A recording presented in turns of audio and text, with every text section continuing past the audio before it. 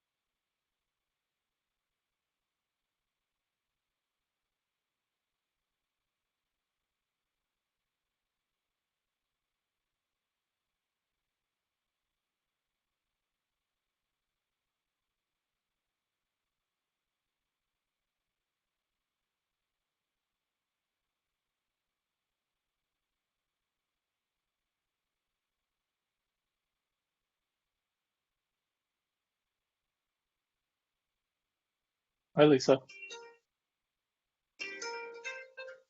Hello. How are you?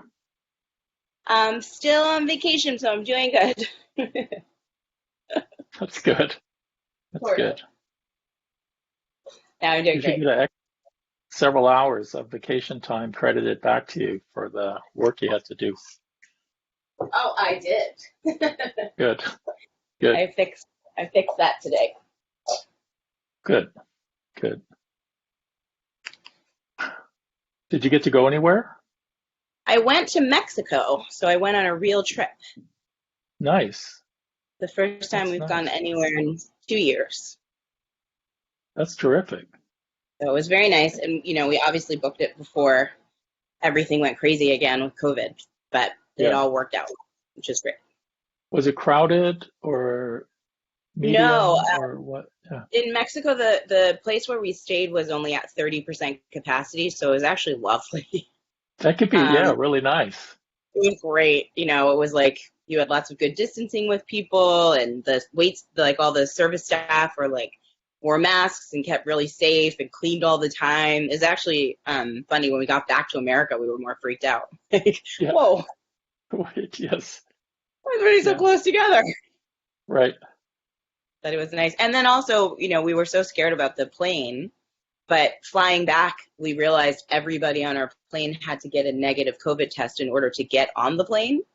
Because that's required when you come back from out of the country. So it was actually the safest plane ride we've probably ever been on.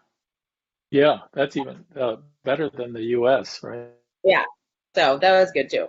So overall, it was a great trip. It was nice to get away from the treadmill of daily life, do Yeah, something good. different. I keep hoping that the world is going to return to normal, but it seems to be not wanting to go there yet. No, we're definitely still on that treadmill. Forward back, I guess, for now. But we'll get Yep. there. So, I did hear back from Commissioner McLaughlin Becerre. She is having a family situation, so she's not going to be able to join us tonight. And I have reached out to the clerk's office to see what we can offer in form of maybe a leave of absence or something like that. She's got an illness in the family. Okay. Well, that counts as an excused absence if people report in before the meeting. Yeah. Yeah. Oh, we have some public There they go. observers coming in. Yeah. Hey, Mark. Who are you calling a public observer? Yeah.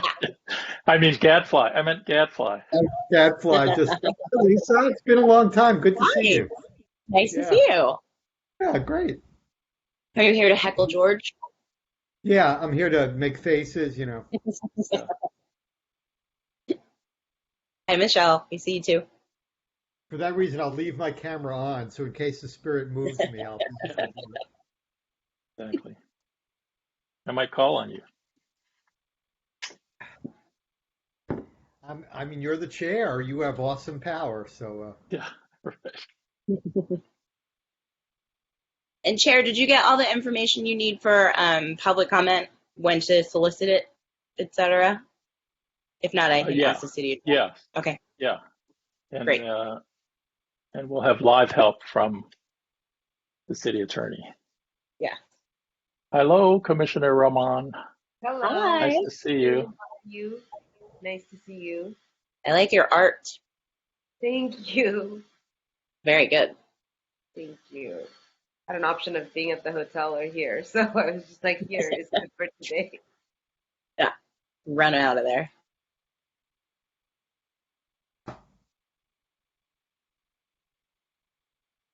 Are you doing Chair Brown? I'm doing pretty well. Yeah. Just trying to stay afloat and keep all our commissioners, following it down a path, going somewhere. And it's good, though. It's been really good. I'm still looking to get on your calendar at some point. Yes, I know. I'm so sorry. I've Okay. never worked. I've never had this much difficulty in calling employees back. So I'm hoping with the last stimulus check, I'll get more employees back. Oh, interesting. That's a challenge. Yeah. Where were you in Mexico? I went to Cabo San Lucas for the first time. Excellent. And I got a wonderful deal. If anyone ever wants to get a deal on a vacation, I found a good connection. It saved me like 40%. So it was very nice to have an all-inclusive, especially for a mom of small kids, to literally not make any food alone was like, oh, I'm really on vacation. What do you want? It doesn't matter. I don't have to make it. Get whatever you want. I don't care. Very relaxing. So it was great. That's good. And I was telling the chair that it was they were really strict about their COVID policies at the resort because they had a thing where when you check in you could pay $20, and if you happen to test negative you could stay your whole quarantine for free, including food. Wow. And I think they wanted to make sure they were not going to have to pay that out, so they were really, really, really careful about everything. It was great. Hi, Commissioner Centeno. How are you? Doing great, thanks. Awesome. Hello, Chief. Greetings, Chief. Good evening. How's everyone? Doing Very well. well. Yeah, how are you? Wonderful. Chief? Doing very well, thank you. Or when I figure out how to make this work. Chief, are we ever letting you go back to Texas? I don't think we are. I'm sorry? Are we ever letting you leave the state? I don't think we are. Are you staying forever? No, I will not be staying forever. I will be headed back to Texas sooner than I think everyone thinks. Not as soon as I would hope, but fairly soon. Yeah, as soon as you would hope, I think, is like 2 months ago. Yeah, or right now. Okay, let's see. I think I have everything set up. I don't like this down here. Anybody know how to move the picture of yourself so it's someplace else? Or is that not doable in Blue Jeans? You can do it if you're in the Blue Jeans app, but you can't do it if you're in the Blue Jeans on the website. I don't know whatever you sent me is probably, well, it says bluejeans.com. So let's see. Yeah, I think if you just click on the link, we're in. I think I'm on the browser, and if you did the same thing I did, you're probably on the browser. In Yeah. Safari or Chrome or something. Yes. Yeah. So it's not going to work. Okay. So I won't stare at myself down there. Let's see. I'm seeing Vice Chair Devermont. Good to see you. Commissioner Miller has his camera on now. Good to see you. Nice to see you. I think we're expecting 3 more. Oh, hopefully they'll be coming on soon. Greetings, City Attorney Cardona. Hello. Hi. Yep.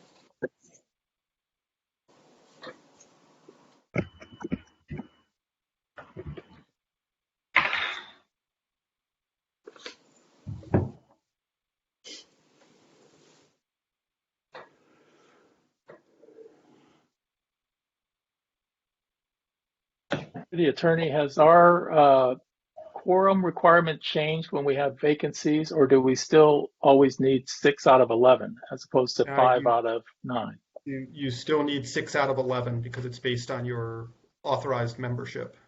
Got it.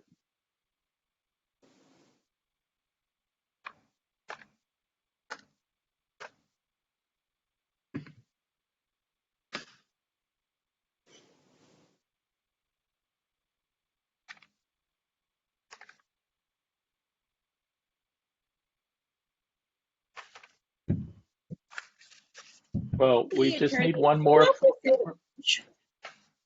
What's that? I'm the city attorney if the pledge is required because it's in my minutes template. We've never done that. It's not on the agenda. It's not required.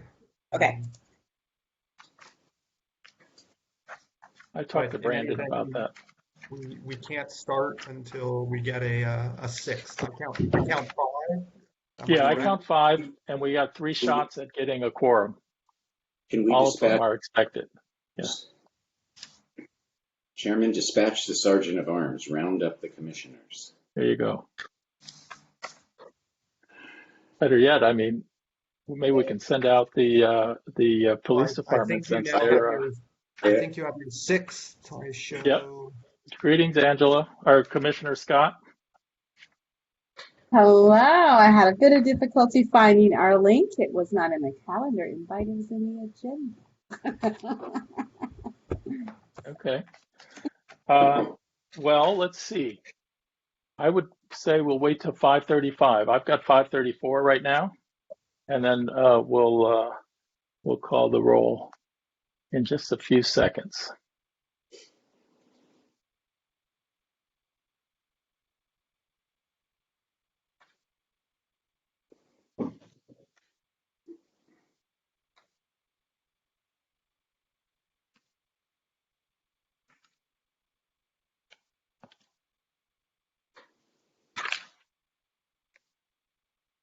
Uh-oh, I hope we didn't lose Lisa.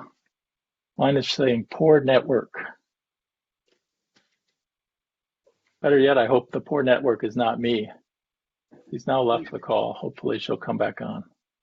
It's not you. It would be individual people's own networks, which will cause problems with BlueJeans in particular, which seems to consume a lot of bandwidth. 1 second.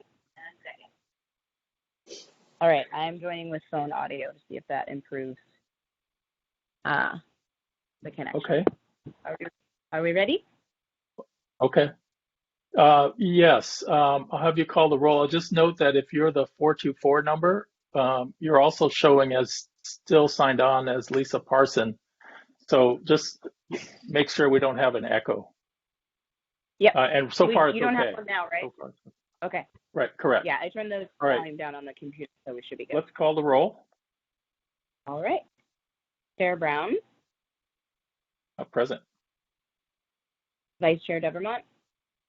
Present. Commissioner McLaughlin-Bisseri has advised me that she will be out due to a family situation. Commissioner Cruz. down for absent Not for here now. yet. Commissioner Centeno, Here. Commissioner Miller, Present? Commissioner Mota.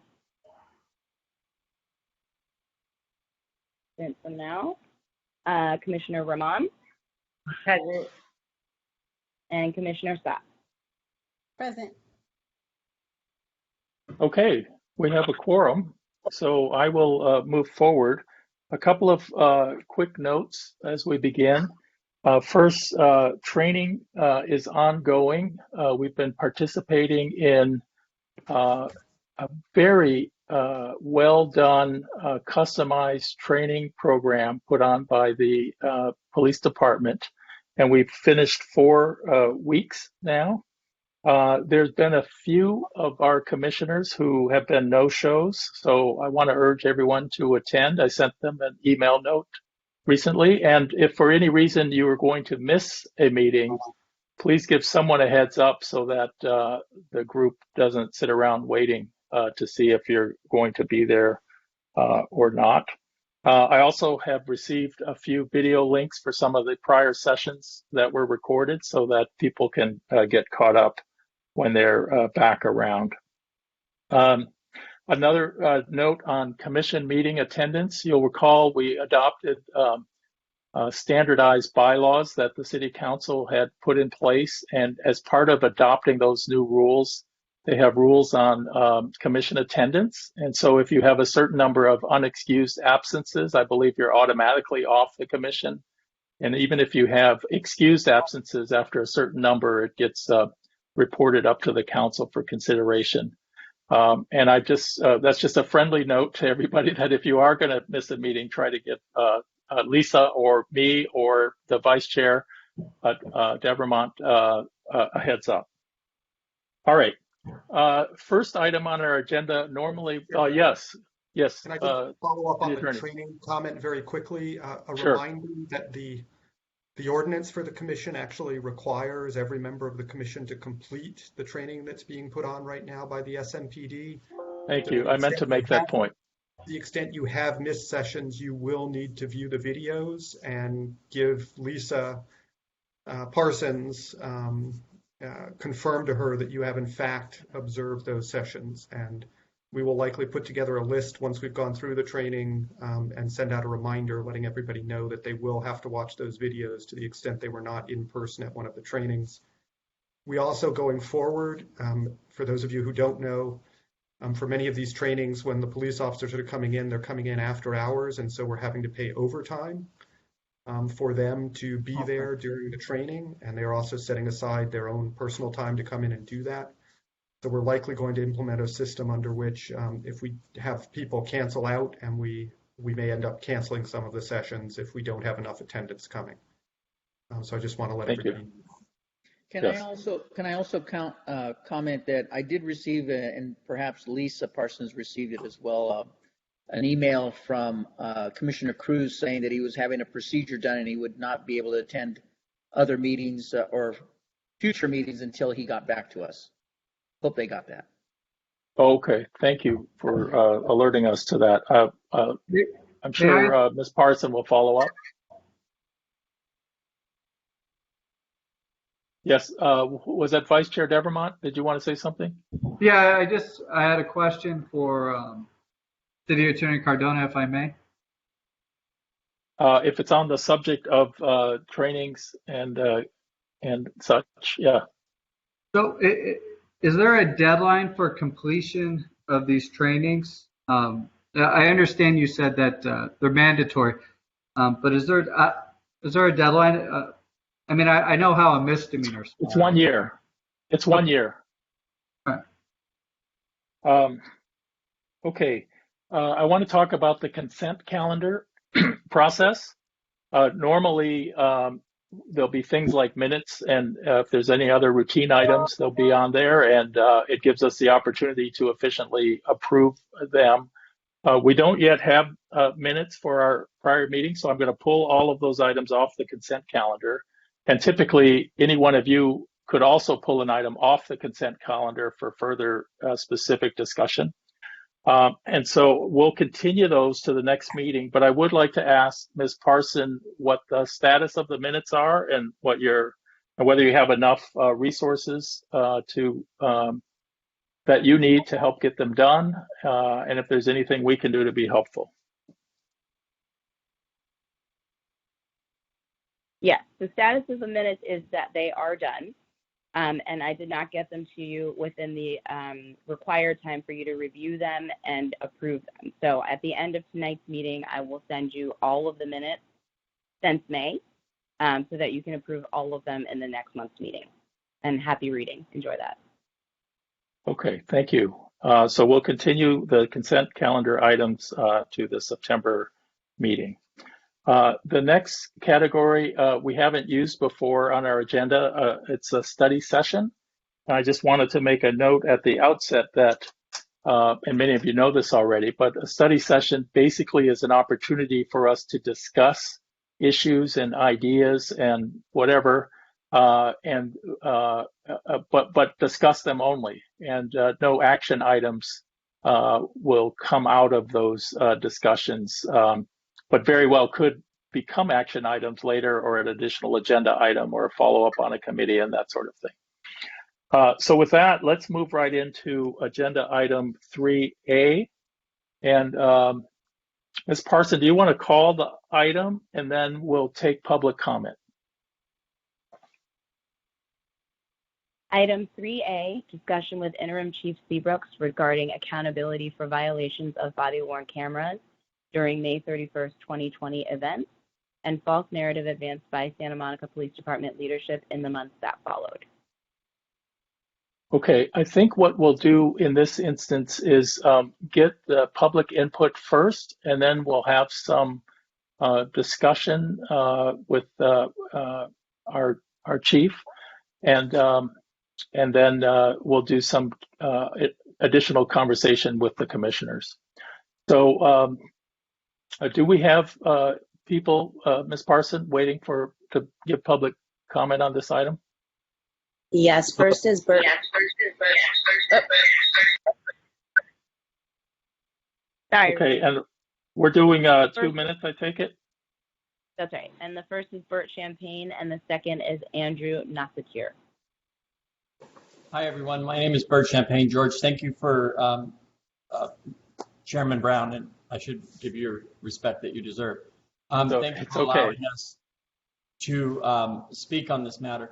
You know, as a strong supporter of Santa Monicans for Democracy, during the OIR report and during the chief's report back on the OIR report, and then the chief's town hall meeting, there was a lot of discussion about the looters and a lot about the police well-being and how they felt bad and, you know, feeling that they didn't serve the community right.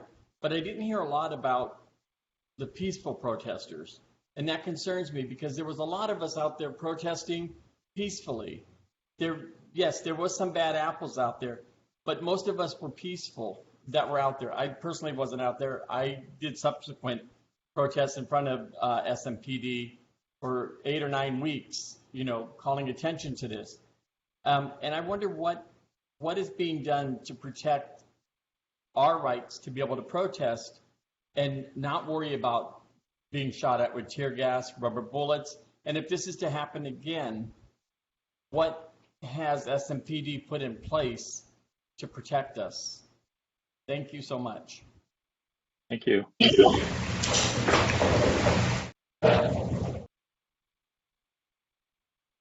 Who's next? Are you going to help direct who's next? Yes, and I see he's already unmuted. It's Andrew Nasakir. Yes, thank you. Actually, I want to echo much of what Bert just said. I want to thank very much Mr. Brown for your letter, especially. I found it very poignant.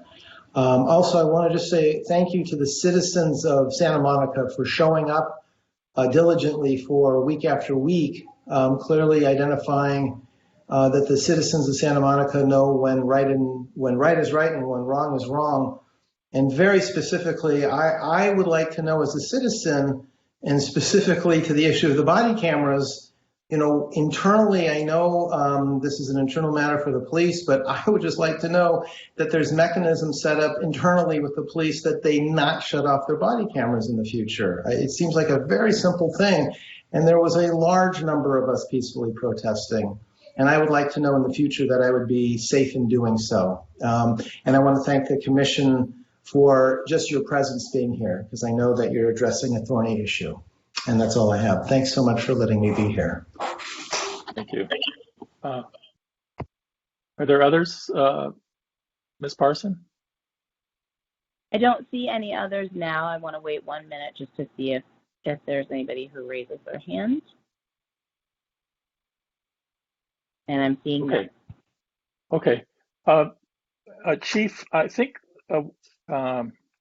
what I'd like to do is give you the option. What I have in mind is that if you'd like, you've seen our letter, you could say a few words if you like, and then I'll have a handful of specific questions. And then I'll turn it over to, after some of those specific questions, I'll turn it over to various other commissioners who'd also like to ask questions. So would you prefer to jump into questions, or would you like to start by offering a few words? Completely up to you. I prefer to start with the questions, and then I'll share my words around the responses to the question. Okay, that's great. So let me start by asking you, I have a handful of questions focused on the body-worn cameras. And the first would be, can you tell us what is department policy regarding body-worn camera? And just while I'm on that one, two sub-questions. Is the policy on the department website? And if not, will you provide it? The policy on body-worn cameras is that the officers are to turn the cameras on or activate the cameras when there is an enforcement action that is being undertaken. We have to recall that the body-worn cameras are a device that operate on a battery. The battery is self-contained, much like the battery in a cell phone. So the opportunity for that, the average shift for a police officer is 12 hours. And it may even extend beyond that. And during the period of time that we're speaking of, during the period of unrest, the officers were out for longer periods, some. So what happens is the cameras are designed, or not designed, the policy is created with the idea that not every contact is to be captured. So for example, in the car, in the police building, when dealing with sensitive subjects, when dealing with circumstances that involve HIPAA, issues for people that we interact with, the camera is not to be turned on. And then there's certain circumstances where they're authorized not to be turned on, where we might be discussing police tactics and things like that. So if the officer is out in the field and he or she is just talking with a member of the community, just saying, hello, how are you? There's not a need to turn on or activate the camera. However, if the nature of the contact is such that it appears that it is going to transition into some kind of enforcement action or other circumstance where it would be reasonable and prudent to turn on the cameras, then the officers are directed to do that. Thank you. And I assume you have a written policy. Is that something you can make available to us? Absolutely. I thought it was on the website. We're under the website's under construction, but we'll make sure that you get the policy and it'll be posted on our website. And I'll try to see if it's on there while I'm in between speaking. Terrific. Next question. How many officers failed to comply 20 regarding activation of body-worn cameras? Well, that's a very difficult question to answer because contrary to what the OIR report indicates, there was a lot of footage. We do know that some officers did not turn on the cameras. We've undertaken corrective action as it relates to those circumstances where it is reasonable to believe that there was just a willful failure to turn it on. We also know, however, that there were officers who self-deployed from home because of the scale of the municipal emergency. And some of those folks came in and they didn't come to the police station where the cameras are docked. They went directly to the command post and then went directly to particularized locations. So those officers wouldn't have had the cameras. There were other officers who, because they were out and about at different places, those cameras were on, but the batteries died. So we had a series of challenges across the board. However, let me be unequivocally clear. In those circumstances where we found there to be performance deficits, we took the appropriate corrective action. I'm not at liberty to talk about anything specific in terms of the names and who those officers are, because the Peace Officers Bill of Rights precludes that. But I will tell you that we did engage in corrective action, and we have supplemented that with reinforcement through training, policy solidification, meaning we've since tightened some aspects of the policy. We also have ensured that during our routine and our threshold incidents, the preparation and briefings, and in the documents that are prepared around those threshold incidents, we reiterate the importance of activating the cameras anytime there is a reasonable anticipation that some level of enforcement action or action out of the ordinary that would just be a normal communication with a community member, that we make sure those cameras are activated. Thank you. Now, implicit in what you just told us, does that mean you have a record of which officers did and did not comply with department policy on use of body-worn cameras or activation of body-worn camera? We have corrective documentation, yes. And with respect to actions taken to follow up on this issue, what had been done prior to your arrival as interim chief to address the accountability issues? Well, as I understand it, now keep in mind I came on October 26th of 2020. I was aware that there was already the corrective action undertaken, because when I spoke with the Deputy Chief Jacob, he was indicating to me that it was his obligation to complete the documentation necessary to validate the corrective action being undertaken. So I know that that had been looked at, and I know it had been discussed. To what extent and by whom, that information I don't have at the moment at my disposal. Okay. Does that suggest that Deputy Chief Jacob may have some information about what was done prior to your arrival? To the degree that he can disclose it, yes. Yes, understood. And how many individual officers received remedial action concerning their compliance or non-compliance with the policy? Well, because we recognize the scope of the challenge, we engaged in remedial action with respect to the entirety of the department, and we consistently reinforce it with the entirety of the department. Now, as it relates specifically to the period of time on and around 5/31, what we have is, if I recall correctly, and I'm estimating, this is not a concrete number, I'm estimating that somewhere in the area of about 15 officers were subject to corrective action.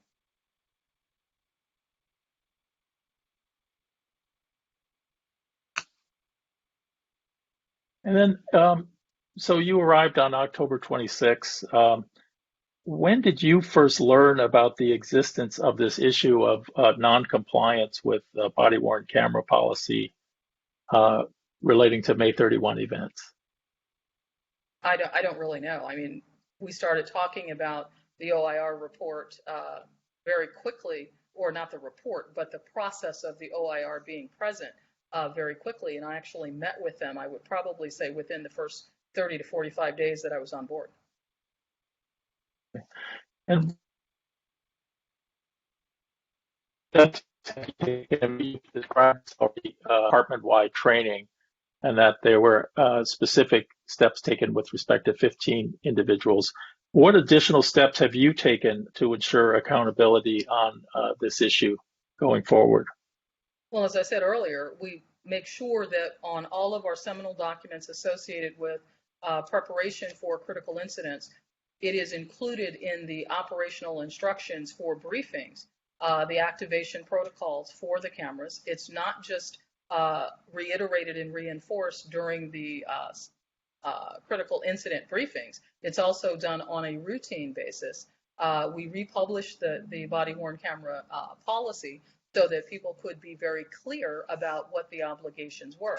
We evaluated the existent technology to be sure that it was operating optimally, and we found some areas where we could strengthen the existing systems to ensure that we utilize the features such as when officers are within, I believe it's 30 feet of each other, and it'll activate different cameras in the possession of different officers, so you will get different views. You equally have that if they're in close proximity to an in-car camera system, so that if there's an in-car camera system and the car is running, the ignition is on, there will be a different view because the car will activate the camera or the camera will activate the car. So what we do is we get different views of a particular scenario if the officer is in close proximity to the car. If the officer is in close proximity to another officer and that camera isn't activated, it automatically does that. So it becomes an accountability mechanism that is a built-in feature of the Axon camera system. Okay, thank you. I'm now going to ask Commissioner Miller to ask you a few questions on the topic we've flagged as false narrative by SMPD in the wake of 531. Commissioner Miller, please go ahead if you're ready. I am ready. Can you hear me all right? Yes. Great. Well, thank you, Chairman. Good evening, Chief, and thank you both for your service. I also just want to take a moment to note that I believe that what was achieved a few moments ago was actually the very first time that it has been achieved, which is a official of Santa Monica Police Department actually attaching a number to either those that were non-compliant or in this case, those officers that were subject to action, and that latter number being 15, and the prior number I think still remains undisclosed. But I want to note that that's important progress, and that kind of candor is important. And I just want to compliment our chairman for his line of questioning, because it's not an easy topic to raise questions about. So I just have huge respect for that line of questioning. Chief, sociologists and other academics have been saying that the degree of discord in the American population currently has been unmatched in the country's history except for the time of the Civil War. And as a consequence, many academics believe that occurrences such as what we experienced on 531 are likely to occur again, and sooner rather than later. Could you comment on that, just based on your years of service and your expertise? Okay, well, I have just under 40 years of experience, and at the end of the day, civil unrest is not something that is new to this country. We have seen it, and it comes in cycles, and it typically comes as a result of some level of enforcement action by the police. We think back to the 1965 riots in Los Angeles. The flashpoint for that was a circumstance of a traffic stop by the California Highway Patrol. Many people blame the Los Angeles Police Department for that, but the original stop was the result of an action by the Highway Patrol. So these things, and I've seen, the cycles of unrest happening from 65 to 68 and moving forward, and then 92, and now more recently. And, it's a misnomer to presume that nothing is happening right now. There is unrest happening in Portland. There's unrest happening in a number of cities across the country currently. On an earlier call today, we are preparing for some concerns that have been identified in the environment that may impact the community at the end of the month. So yes, the sociologists are accurate. It's fairly self-evident. If one turns on the television and looks at different channels representing the news broadcasts for different localities, we can see this. So yes, there's a level of unrest in this country. largely because of unresolved issues surrounding race, equity, systemic racism and bias, all of these different things. Thanks, Chief. And so then, relatedly, I had the opportunity to watch carefully your 90-minute presentation with the moderator fielding texted questions from the public, and what I gleaned from that, and I just want to run it by you in terms of, is this an accurate summary, that either to a very large extent or perhaps entirely, your view of the problems of 531 can be explained by two things: the performance of the prior chief and the unique circumstances of 531 and how it caught us by surprise and that won't happen again and so forth. But so could you clarify, is that a fair summary of your position, that either largely or entirely those were the two sources of causation? Well, I think there's more than just that, but I think if we are going to summarize them into very general categories, we can talk about the performance of the chief in terms of leadership of the police department. But I don't, I want us to recognize very clearly that it is not just any one thing that gave rise to this. In fact, it's not any two things that gave rise to it. So we need to be careful about characterizing it that way.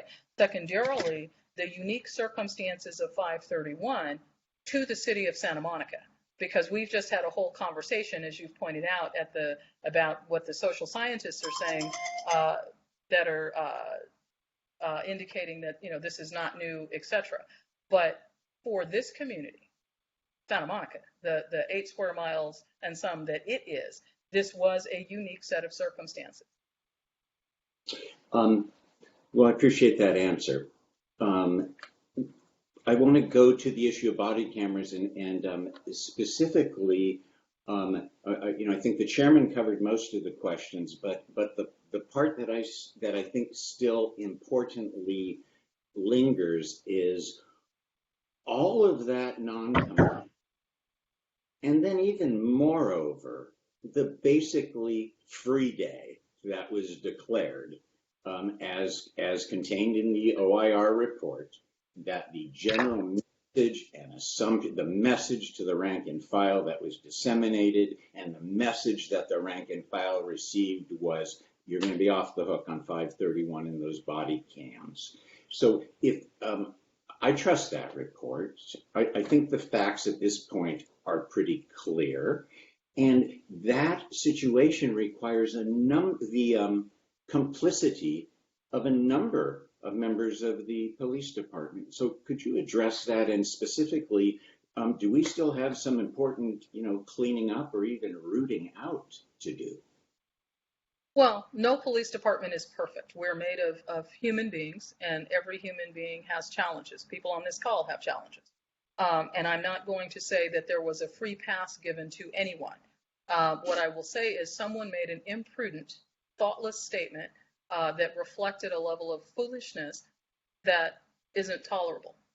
So, we're clear about, how that read and how it carried itself out. But I'm going to stand on the bigger issue.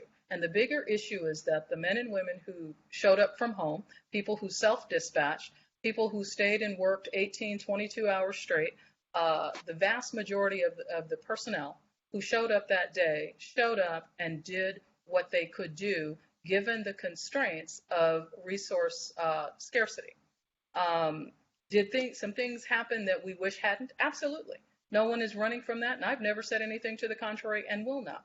Could we have done a better job? Absolutely. Do I wish we had? Certainly. But at the end of the day, a foolish statement, the failure to turn on cameras, does not equate to the level of just rampant foolishness that I think is inherent or implied in what you're saying.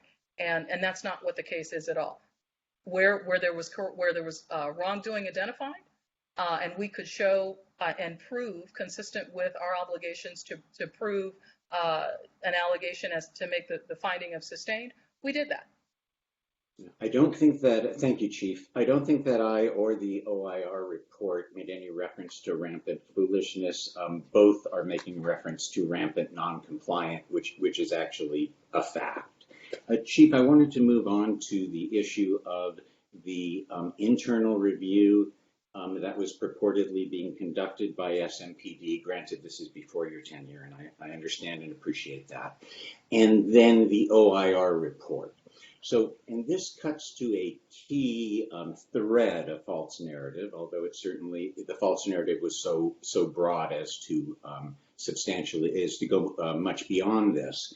But a clear explanation was given about after action reporting. And that clear explanation was explanation number 1, internal affairs is on it. Explanation number 2, boy, are they making progress. Explanation number 3, you have to understand that with the extraordinary amount of body cam footage, this will take time.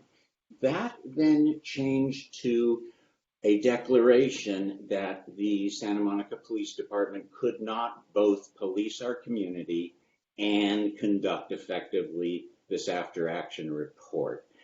You know, which is of course troublesome given the passage of time, but let me continue the thread. Then what was represented was, don't worry, community, don't think that time and effort was wasted during those months that we were assuring you a competent internal investigations action report would be conducted. Don't worry, good progress was made. And these two reports, Chief, we were told, they're going to just blend, like where that internal affairs report stopped, the OIR report will just pick up, benefit from their work, and proceed us across the finish line. Chief, all of that was false. All of that was prepondered upon this community. And that clearly involved more than one chief or more than one day. Could you speak to that a bit? No, I can't. I wasn't here. I can't speak to. But you're here. I'm here now, and I'm not going to speak to what someone else said, did, or what have you. I will tell you that what should have happened was, given the scope and scale of what happened at a municipal level, an external entity should have been brought in to conduct the after action period. And I said as much when I was called at my home in Dallas on 2 different occasions by 2 different people who are in the employ of this, or who work for the city or work on behalf of the city. So to that extent, that's the degree to which I'm going to comment. Thank you. Commissioner Miller. Right. Yes, sir. Commissioner Miller, I've got 2 commissioners waiting to speak. I've got Commissioner Scott, and then I've got Commissioner Centeno. I know you probably have some follow-up, but we've got some other agenda items to get to. But so I know you'll take that into consideration as you wrap up. I will. Well, let me. Would you prefer I yield to my committee chair, because that's always something I'm quick to want to do. Well, if you have another question or so, go ahead, and then we'll move on to other commissioners. All right. Before you ask that, let me get up for just a hot second and turn a light on. I'll be right back. Sure. Absolutely. Chair Brown, do you have me in the queue? I do now. I didn't before. Okay. Also, Chairman Brown. You'll go after Commissioner Centeno. Thank you, Ken. Yes, Commissioner Miller. Yes. I do appreciate the time pressures, and I know that you appreciate as well that for some of us, this conversation was very hard to get and a long time in coming. So I do appreciate your indulgence and that of the chiefs. Chief, I had the privilege of having a little Q&A with you in a community group on what might have been your first few days back on the job, and I was impressed with you then, and I am now. I asked you a question then, and I've remained fascinated by the answer, and want to ask you if you think it's applicable to 531. I asked you about your experience with race and racism throughout your career as a police officer and ultimately a police chief, and you acknowledged that existed, but interestingly, you cited issues of gender and gender discrimination as being maybe even more salient or more present to you throughout your career. And sexism has as a main thread machismo. And machismo is not something that's owned only by men, although we are the ones foolish enough to practice it the most. But I wanted to ask you, Chief, in terms of the frustration that the police officers must have been feeling at being, the rare experience of like a force at times more powerful than them, and if the sort of the archetype, masculine soldier warrior personality and character may have fed the absolutely unwarranted, over the top, expression of frustration toward the Black Lives Matters demonstrators. I wanted to ask if you could comment. Can you relate to that at all, and would you be good enough to comment? I apologize here, but I am going to have to break in that we have we're on study session 3A, which is a discussion regarding accountability for violations of body-worn cameras and the false narrative advanced by SMPD leadership in the months that followed.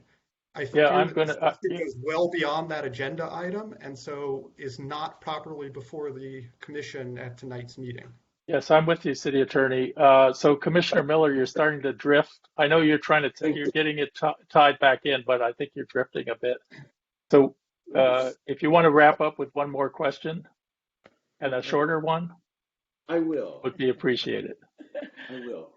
And actually, and these issues will come up. They won't go away, Commissioner Miller. So it's not that you won't have an opportunity to ask these questions in additional settings. It's just that this particular agenda item is cabined.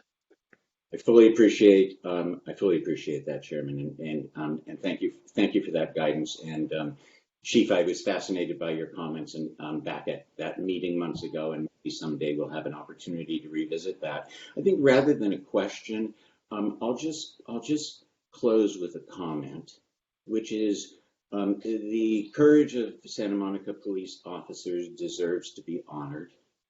The courage of those that stand in protest against police misconduct, including that of the Santa Monica Police Department, deserves to be honored. Had they not done what they did, we would not be having this conversation.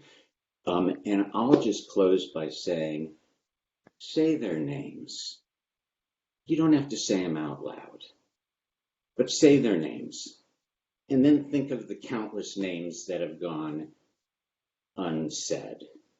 And then when we cast our eyes to places like Minneapolis, let's be sure not to say that we're better than they are, because we aren't. We have the same faults. We're faulty human beings that make mistakes, and sometimes we make it in mass based on race or sex or perceived sexual orientation. And we need to say their names. We need to own the truth. Chairman, thank you so much. Chief, thank you for your presence here tonight. Commissioner Scott, questions on the topic of body-worn cameras and or false narrative as identified in our letter? Thank you. Yes. Good evening, Chief. How are you? I'm fine. How are you? Good. I wanted to go back and just kind of look at the technology. We're talking about the body-worn cameras. You stated that you all looked at the processes, and I guess I just wanted to take a little dive into the platform, the tool itself.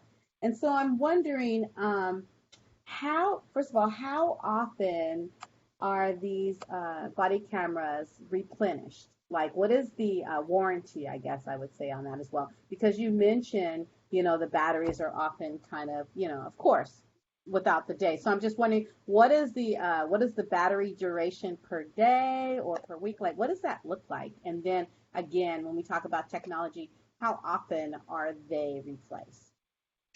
Okay, well, let's start with battery duration. Battery duration will vary based on the level of activity of the officer, also how the officer also supplements the use of the camera, because the camera is designed to capture enforcement activities, but it's also an evidentiary collection tool.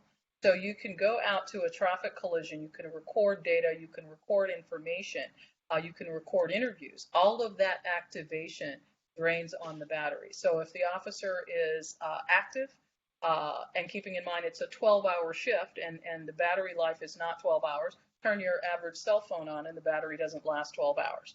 So it's something less than that. I mean, if you're using your phone consistently, it's not going to last 12 hours. So it depends. We typically see about an 8 to 10 hour battery life, but sometimes it can be less. It just depends on exactly how much work the officer is doing and what he or she is using the camera for. So that should answer that. We implemented a test pilot of the body-worn cameras when I was here last. I believe it was in 2013 that we started that. And we are in generation number 3 of the cameras. So we have to be thoughtful because the cameras are not inexpensive. And so we don't replace them just because there's a change, like some people, every time there's a new iPhone that comes out, they're changing their phone. We don't do that because it's a very costly endeavor. The software platforms have to change and everything. So this most recent change got us to the integrated batteries because those batteries tend to have a longer shelf life in terms of activation life. So I would venture to say probably every 5 years or so. That's about when there's a significant technology change.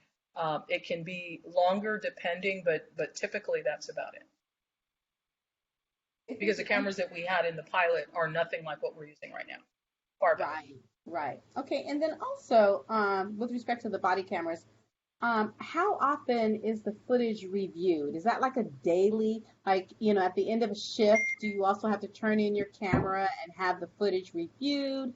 And then the follow-up question to that is, based upon the footage that you find, how often are additional reports filed out of that? How does that work? Because you just mentioned as well that there are like you say, they can take in reports, interviews during their shift time. So I'm just wondering what that roadmap looks like as far as how that evolves with the camera life, the footage that's there. Where does that story continue to revolve around? Well, at the end of the shift, the officer brings the body-worn camera in and docks it. The docking creates the automatic upload to the system. We encourage the officers to take a look at the footage as they're writing their reports because, again, they may use that as an evidence capturing device. Equally, supervisors have an obligation in accord with policy to review randomized samplings of the footage of all of the officers in their charge. So a supervisor, a sergeant, may have 5 or 6 officers in his or her charge. On a monthly basis, that sergeant is obligated to review a random sampling of no fewer than 5 separate incidences and to compare what police reports, citations, what that information, how it correlates with what's on the camera. And in point of fact, we have had circumstances where there were discrepancies and we've had to engage in corrective behavior or corrective action with the employee all the way up to and including suspension because we recognize the significance of this. So it is not, it's not, something that we just take lightly. We understand the obligations and that policy that governs the operation of the body-worn camera is consistently reviewed for contemporariness. Much of the foundation is the initial policy that I wrote when I was here before. But we've had to make, as the technology has changed, we've had to broaden the scope of how the policy addresses certain things. But the activation requirements, the supervisory auditing, as we call it, all of that was built into the foundational document when the policy was originally written. Hey, thank you. And I just had one additional question regarding the false narrative piece. Um, I seem to recall throughout the the beginnings of us finally getting a report, like before the independent, I'll say the independent review, not OIR, but the independent review. Before that occurred, our previous chief had mentioned having to again collect all of the ballistics, the footage, different things from the other exterior agencies that were also involved. And it seemed like we didn't really have a true follow up, because again, it was we were looking to see if we had answers regarding who all was involved, right? What other agencies were involved during the firing of the pepper spray and things like that. So it never seemed like that story, that piece uh, finished. Like there was no closure on if the ballistics were gathered, if we found that it was other agencies who also deployed munitions and things like that. So I was just wondering where we were in that. Well, I do know that we did inquire with the agencies. There had been several inquiries with the agencies that assisted us that evening about any uses of force, about the deployment of impact munitions, about the deployment of gas. And it was my understanding that those agencies responded that there was nothing. That's my understanding. And then too, I guess just to follow up on that question. So although they said that there was nothing, do you also have the ability to have looked at their body cameras as well, or is it just SMPD that you have authorization to view as well? I'm just wondering, from that. We don't have control over over the footage of another agency. If they provide it cooperatively, we get an opportunity to view it. If they tell us there is no footage or no, you can't view it, that's kind of, I hate to say it, it's kind of where it lies, unless we have a genuine basis to obtain a subpoena to get it. But in this case, we didn't do that. Thank you, Commissioner Scott. Commissioner Centeno? Thank you, Commissioner. Just a couple questions. Chief, is it possible, and maybe it's already been done by the PD, to just come out with a statistical data on how many people used munitions? How many? You already said 15. You had 15 corrective actions taken of that.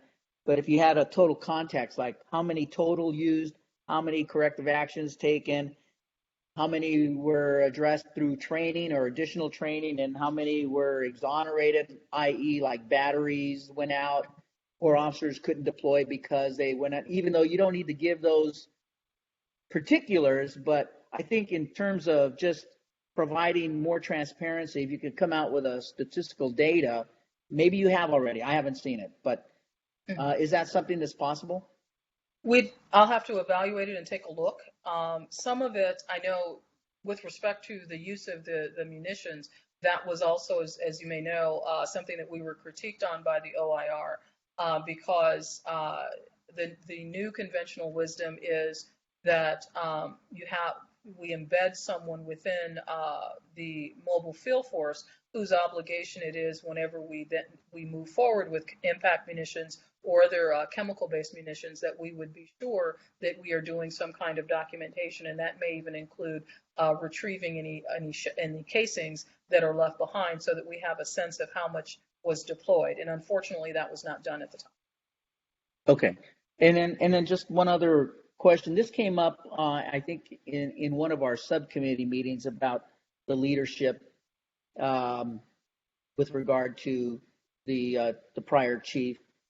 And she seemed to be taking all the hits. And I made a comment about sometimes she takes marching orders from the city manager, and we talked about overtime and the reservations about approving overtime and how that came out to be a bad decision. But sometimes those are the decisions that are made by the leadership. And I know you made a comment about and I really liked it. You said good police work isn't cheap and cheap police work isn't good. Yes. Can you comment a little bit about that as it relates to leadership and overtime? Yes. So go ahead. I hate to City break Attorney. in again, but does this relate to one of the two topics that were I think it discussed? relates it's to a little. leadership. I think it relates. I think to it's a little astray. I think. Well, I would say two things. One is the topic for this study sessions are supposed to be narrowed to the body-worn cameras and to whether the spinning of the story post 531, what the explanation for that is. And I think you're a little bit beyond that. But as I said to Commissioner Miller, I think we're going to have additional opportunities to raise these issues and others. This isn't our only opportunity to have a conversation with the chief about her views. Point taken. So let's move to Commissioner Devermont, and him being a lawyer, I would expect that he will be flawless in sticking to the constraints of the subject matter. And you're on mute, Commissioner Devermont.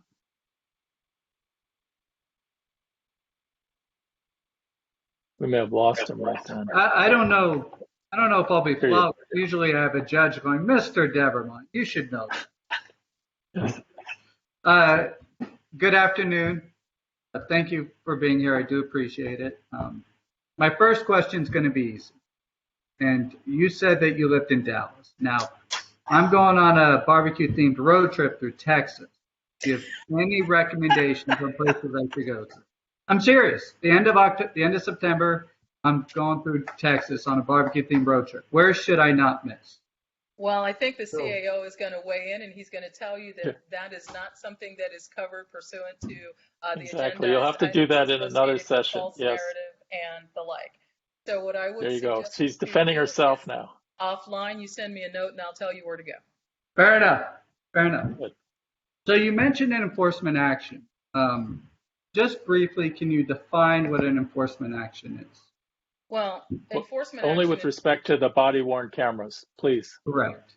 Sorry. Well, yes. So it's that activity that goes beyond a mere contact for general purposes, such as providing directions, information, a recommendation on a restaurant or barbecue. So it would be something that goes beyond that.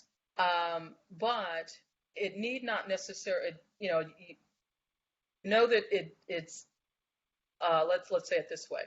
It's a Terry stop, so that means that you may have cause to believe that there's criminal activity afoot and you want to talk to this person. And so at that point, you would then turn on the camera. If you are stepping out of your vehicle and you're going to do an enforcement stop, you are perhaps detaining someone because you have a reasonable belief that they were engaged in something, i.e. the provisions of the Terry stop. Or, maybe it's a citizen flag down and you don't know what the circumstances are. It could be just, I'm waving you down because I want to know where the intersection is, or I could be waving you down to do reporting. The safer thing to do is turn the camera on. So it's that array of activities that go beyond just a mere hello, how are you, and a generalized greeting. You mentioned that the battery for the cameras is like a cell phone battery. Cell phone batteries can be charged in cars, anywhere. I was wondering, is there any way to charge these batteries to these body cams in the patrol vehicle? I asked that question the other day, and the answer is no, because it's like a cell phone battery is not a cell phone battery. So you have these little cords and toggles that you can plug a phone into. This is not how that works. You have to plug, in order to charge, it plugs into a docking station. And the docking station is not something that can be, it's a bank of docking stations because it's also part of the uploading procedure. It is not something that is in the vehicles. And that's not the way that the manufacturer designs it for that type of application. I believe you said as a result of the body cam issue, 15 police officers were subject to corrective action. Did I hear that correctly? I said as many as I recall, yes. Okay. It could be more. Okay. That's just the number that is coming out of my head at this particular moment. Okay. Do you recall, without giving identifying data, obviously, what the corrective actions were? Did they differ? Were they all the same corrective action? Was it individually based? It was individually based. Do you recall what the most severe corrective action that was taken was? Without giving identifying data, obviously. Not offhand. Do you recall what the least severe corrective action was? Not offhand. I just know I didn't handle it. The deputy chief did. So, I do know that it was done. We've spoken about it a number of times. So I do know that that was something that was in play before my return. And so he handled it. I know that there were some challenges with the process. And so we had to do we had to redo some things just because the formatting wasn't correct. He told me about that. And I'm saying all of that because I'm hoping it will trigger my memory on the more specific aspects of your question. But at this moment, I don't have that information.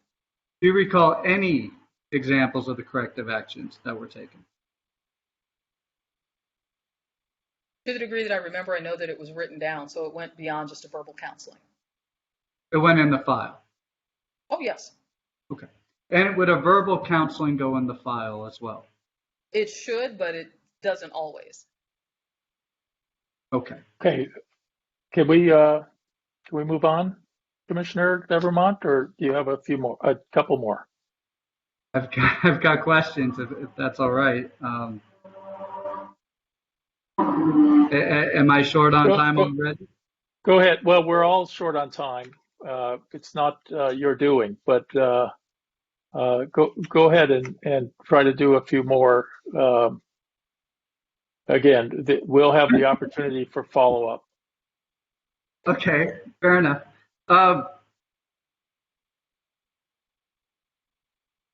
Did any of the officers, how many officers, so 15 faced corrective action. If you know how many were investigated for failure to have their body cams on? Well, if there's corrective action, that implies by its nature that there was a level of investigation. Do you mean, through the internal affairs process, or do you mean based on the random auditing? Either way, I don't know. Well, were any exonerated? Well, that implies that it went through the formal internal affairs process, and that part I don't believe it did. Okay.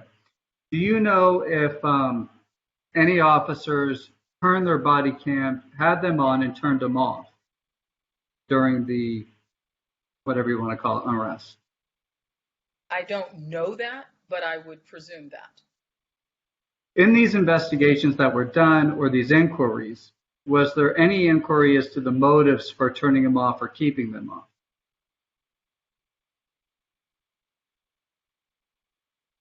I'm sure that there was a level of inquiry about that. At this moment, I don't know.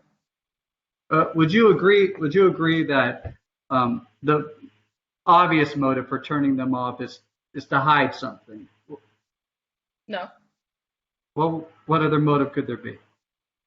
Perhaps there's not something that falls within the provisions of policy that warrants recording. Not everybody was exposed to things that where that was an issue. So, okay. Commissioner Devermont, I don't want to turn this into a deposition. I think that to the extent we have additional information we want and need, and maybe even from other people, we'll have the ability to do that. Well, let me finish up. If there were inquiries as to motive, and it was found that it was turned off to hide something or to not have something recorded, would that have been in the file? Would that have been in the discipline? I would think so, yes. And then that probably should be turned over pursuant to 832.7, correct? I'll instruct the witness not to answer since that's a legal conclusion, and I don't think the chief is in the position to make that determination. Fair enough. Why don't we move on? Thank you. Thank you, Commissioner Devermont. Thank you, Chief. As you probably noticed from the agenda, there are other items on the agenda that may require your input as well. But I appreciate your interactions with us. I would like to move to agenda item 3B. And Ms. Parson, if you could call the item, then I'll give a brief chair report, and then we'll ask for public input. All right.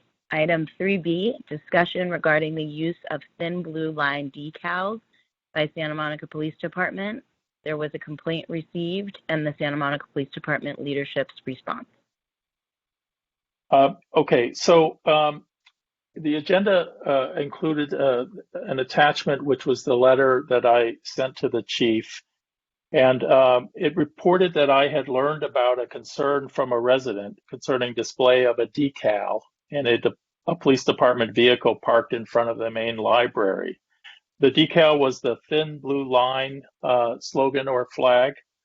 And I wanted to report that the chief responded promptly to my letter and explained that the department was doing a thorough review of the display of decals in all of the department vehicles, and that current department policy prohibits the display of, I think it was political items in vehicles used by officers on duty.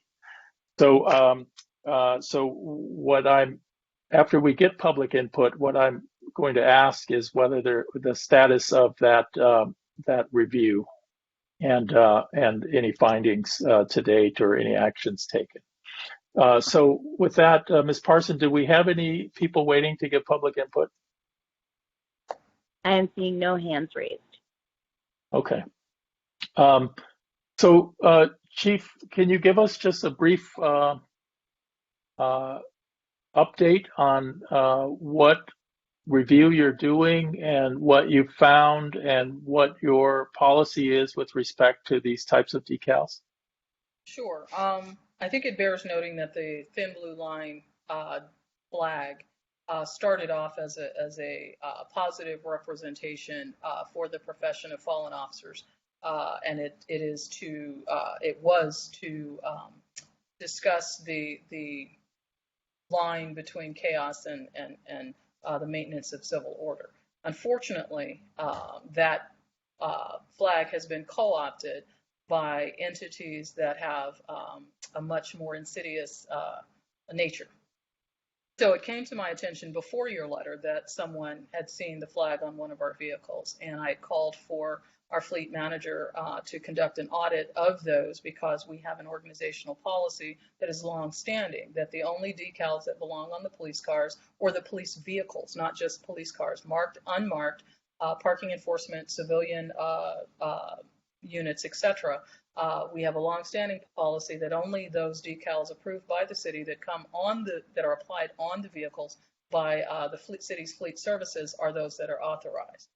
So he went through and identified several of the blue line flags, as well as some other decals that were more unit specific. So, and when I say unit specific, we have an emblem that represents the SWAT team. That is the trident for Poseidon, so it's nothing insidious. It's just that, but it's outside of the purview of policy, and we took that off. We also took off the American flag, because the American flag is not a flag that is part of the city's logo assignment to the vehicles. And I've had several people ask me about it. The health department called me last week and wanted to put stickers on the cars reminding folks to mask up. I told them no, because it's inconsistent with what the city has chosen to do at this point. I did indicate that I would discuss with our fleet manager for the city services whether, and the city manager, because it's also municipal policy, whether or not there would be any deviations for things such as the American flag, because that is an emblem that is represented in the fire department's city seal, or service seal on their vehicles. So that's where that is. The vehicles are general use vehicles. And so we just made sure that we adhere to the policy, reminded our staff about it. We had some robust discussion about it, and we've moved on. And can you, just a few follow-ups, can you tell us about how many vehicles you had to remediate? I think when the sergeant told me, he told me there were 6. And we have a fleet of over 100. We have a fleet of over 125 vehicles. Okay, thank you. So, commissioners, any questions for the chief on this topic? Yes, I do. Oh, Commissioner Scott, go ahead. So Chief, I guess I'm trying to get clarity. So I imagine that the fleet individual officers are assigned specific vehicles. Is that correct? No. And so it varies each day. They turn in their vehicle and then they get another one. I'm just wondering, is there any type of a log that is kept on that, like the duration of?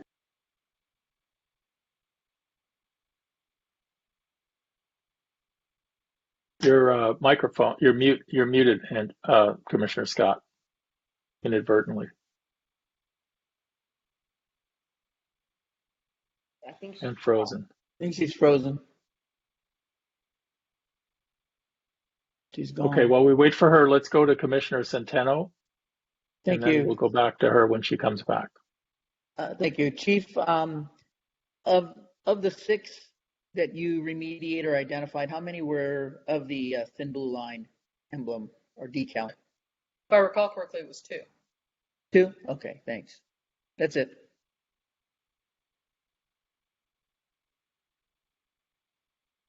Okay. I would like to, yes, City Attorney. At the end of this agenda item, I do have something I need to say. So if you're going to move on, I'll talk. But if you have other on this, I'll wait till the end. Yeah, if Commissioner Scott doesn't come back on in the next few seconds, we're going to move to 3C. So if you'd like to say something now, that would be fine. I just need to do a reminder for everybody that relates somewhat to this, which is it's important for all the commissioners to remember that speaking on behalf of the commission can only be done when the commission has authorized that as formal action in a commission meeting.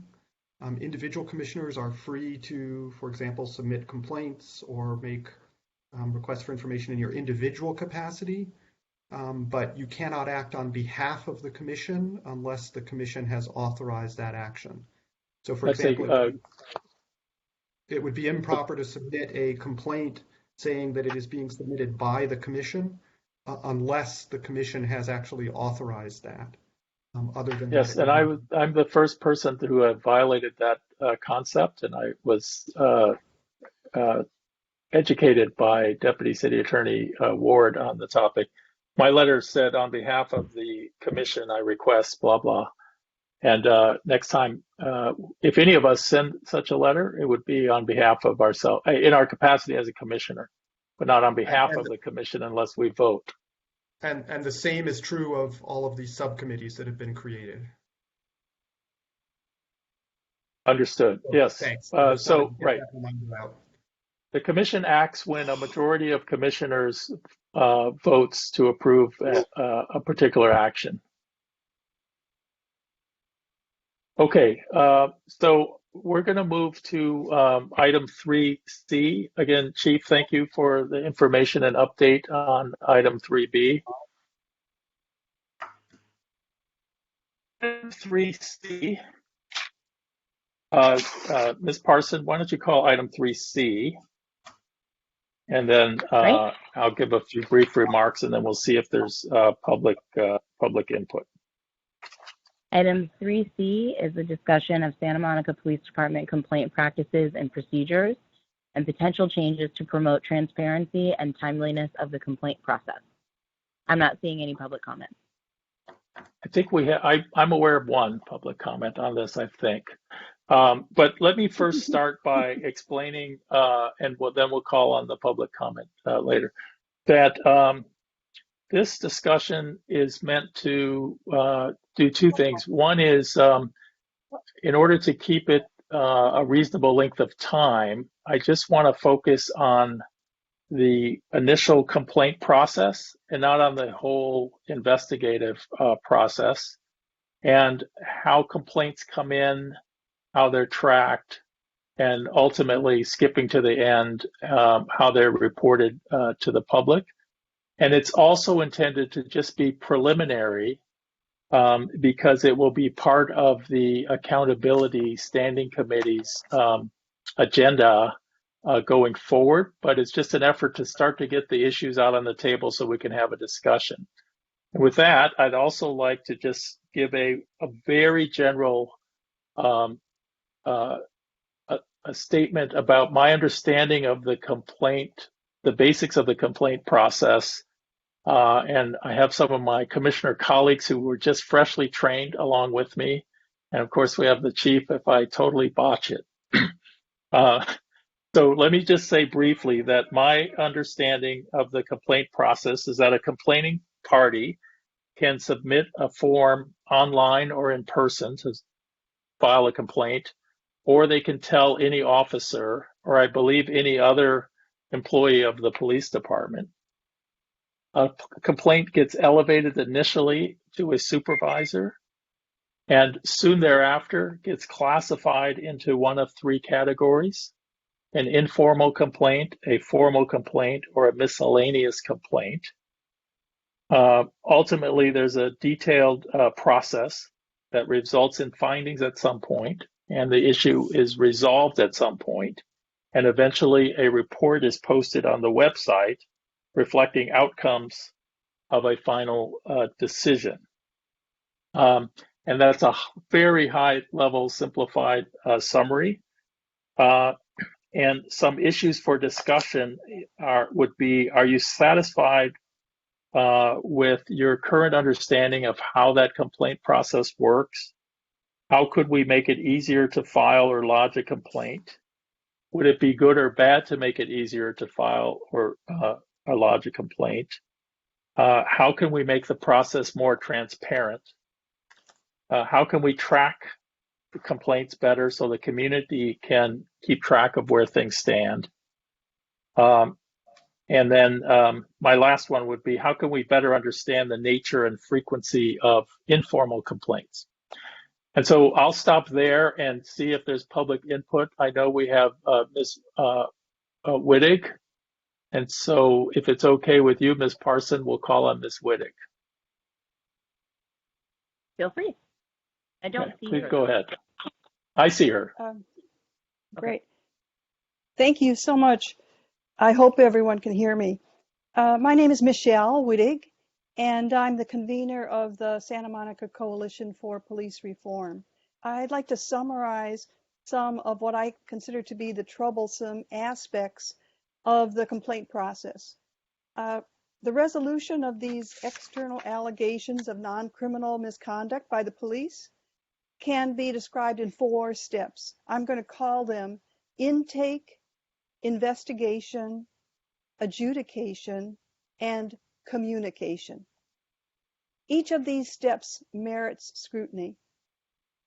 With respect to the intake, filing a complaint at the Santa Monica PD headquarters is sometimes discouraged by the officer on duty.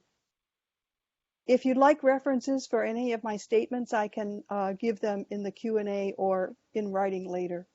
With respect to the investigation process, this is conducted by 2 internal affairs officers. It has the potential to be biased by the fact that these 2 officers are typically 2-year rotators who will return to duty with some of the same officers that they investigate. The 3rd step is adjudication. If the chief decides to take disciplinary action, the officer may appeal to the City Personnel Commission. However, the chief does make the final decision. On the other hand, if the chief decides not to take any disciplinary action in response to the investigation by a complainant, the complainant has no recourse within the city system of boards and commissions. And perhaps most undermining of trust is the nature of the communication at the end of the process. In principle, on a quarterly basis, letters are sent to complainants reporting whether the complaint was determined to be one of exoneration, unfounded, not sustained, or sustained. In practice, complainants can wait up to a year or more for a letter from the chief.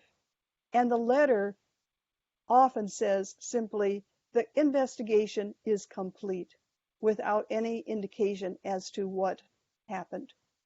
For these reasons, this process of intake, investigation, adjudication, and communication should be a high priority for your review and possible reform. Independent oversight is needed to ensure that the policies and practices with respect to civilian complaints reflect our local shared values and, of course, within state law. Thank you. Thank you, Ms. Whittick. Ms. Parson, is there any other public comment? Okay, hearing none.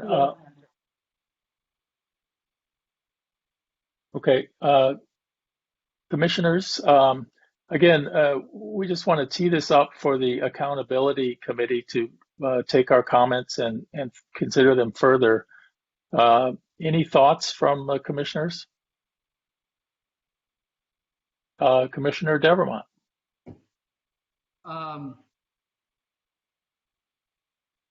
Sometimes it appears that there may be resistance to taking complaints on behalf of police departments. Sometimes the process just isn't known to the person at the window.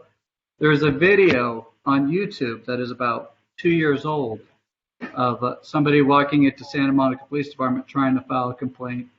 He's first told that he can't file it in person, and then it appears he can, and then he's told that there's no supervisor on duty for him to file the complaint with. There's no watch commander. So obviously, if there was a better way to streamline this, if there was just a form that could be handed out, given to whoever requested and immediately taken without question or investigation from the person taking the complaint, I think that would probably be ideal. I don't know what the policy is with regards to questioning people who wish to file complaints. But I think it would probably be better if the complaint's just taken and the process start without any questioning or resistance. Okay, others? What do you all think? Commissioner Centeno, you're on mute if you were trying to say something. Just a comment, and perhaps the chief wants to comment, or just leave it as it is. Clearly what's posted on YouTube doesn't necessarily mean that it's fact, or that's the policy of the department. Did it happen in that case? Perhaps it did, but that doesn't mean it's the policy. I think also, I think what it is, the policy is if somebody comes in and wants to make a complaint will be taken. Perhaps, the information or the concerns by the community member that made the comments before discussion, I think will be taken into account by not only the department, but also with the guidance of the city attorney's office to make sure that we don't violate the department or the officer's rights. And really, that's my only comment. Oh, thank you. Commissioner Scott. Hi, yes. So I guess don't raise your hand, but Commissioner Scott, you go ahead. I'm calling on my phone. Technology issues, and I work for a technology company. Go figure. I guess what I'd like to gain a little bit of insight in when we talk about complaints that are lodged is what is the process? What is our tracking process at the end of the day? I mean, as far as, because I imagine cameras are everywhere. So if we see, if someone who walks into the police station, and I'm sure the cameras are right there at their desk, and you see that they look like are we studying all of these ways to ensure that nothing gets dropped by the wayside as far as how complaints are lodged? I just want to understand how robust is that system, right? And at the same time too, how much does our community know about how this system works? Because part of it is making sure that the community is aware that this is now the protocol for lodging complaints. And aside from that, if you feel like your need was not met, then you can then go on to step B, step C, and step D. So I think part of it is like it's a two-way street. We need to make sure that the community is aware of how the process truly works, and at the same time, too, aware that there is other options that they can take. Understood. So as I'm understanding you, Commissioner Scott, and I'm just repeating what you said, but whatever the process is, it would be good if the community understood it better. And then you're also saying that the process should be one that is easy to do, that the department goes out of its way to make it easy to do, and that there's some tracking, if I'm following you. Correct. Thank you very much. Yes. All of what And Commissioner Miller doesn't want me to call on him, so he raised his hand first. So please, go ahead. I appreciate all the comments on this topic. It's clearly essential and important topic. I particularly appreciate Ms. Whittick's public comment, and I think that the direction that Commissioner Devermont appears to be headed in, I think is positive and something we should continue pursuing. Thank you. Commissioner Rahman, your thoughts on this? I think a lot of it is to do with the way it's different with the private sector and the public sector as far as the processes go.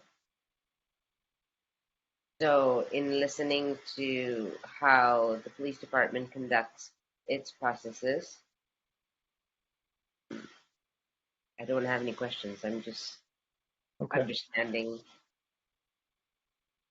Understood. Thank you. So two thoughts I would have for the committee as it considers this. I think it would be helpful, if possible, if we develop a little more transparency on tracking where things stand. So, for example, if there were X number of complaints in the system, that there'd be some way of observing that there were X number of complaints still pending. And even if the status just showed that it's pending, at least the public could know that, okay, complaint number 107 is about this topic and it's still pending. That's one. And then the other is I'd like the committee to think a little bit about how we can better understand the informal complaints that don't rise to the level of an internal affairs investigation, but that may reflect some potentially chronic issue.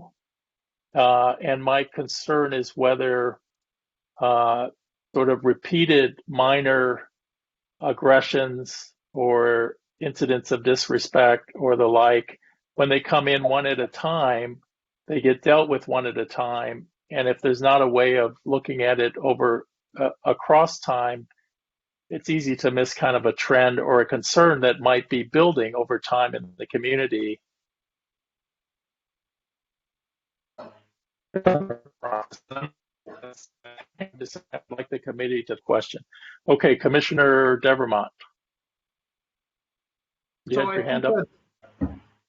I do. And I think that's very much what you said is very much what I'm saying in a lot of ways about impressions of the community, what Commissioner Scott said, impressions of the community, transparency, and the perception. And very much often perception is reality because it is the perception, right? What the public views is what the public understands, and therefore that's what they believe it is. So when you see videos like the one I'm mentioning on YouTube of, maybe a little more difficult process than it should be of someone trying to file a complaint at SMPD and being told there's no supervisor on duty, we don't take complaints in person. It's, I think it's something that has to be dealt with, as from what I've heard by many, there is a reputation of resistance to receiving complaints by police departments and Santa Monica Police Department. If the chief feels like, and I don't know if we should deal with this today, but if Chief Seabrooks feels like commenting on the process for taking a complaint in person, whether there should be any questioning, whether there should be any input from the officer who's actually taking it at the counter, I'd actually very much like to hear it, but we could probably save that for the committee if the chair prefers, or if Chief Seabrooks. I think we could save it for the committee because I think you're going to go in more depth when we get to that level. If that's okay, Chief, unless you're dying to weigh in and comment, you're always welcome to. No, I'll wait until you have an array of questions and then we'll address it at that time. I'm not really known for going in depth, Chair, but okay. What I'd like to do is we're going to move to item 3D, and I've got a chair report that I'm going to screen share for, or Ms. Parsons going to screen share for, but I'd like to start a practice of taking 5-minute breaks when we're a certain amount of time into our meetings. And so I think this would be a good point to take 5 minutes. Please, commissioners, don't sign off. Maybe shut your camera off if you like, or go on mute. So it's 7:02. And let's come back at 7:07. And in the meanwhile, Ms. Parson, could you put try to get that slide deck on the screen for me?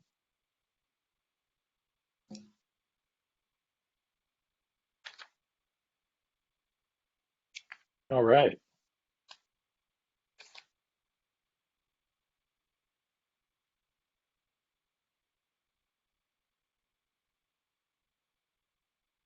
Now, yeah, that looks okay. I think it's okay.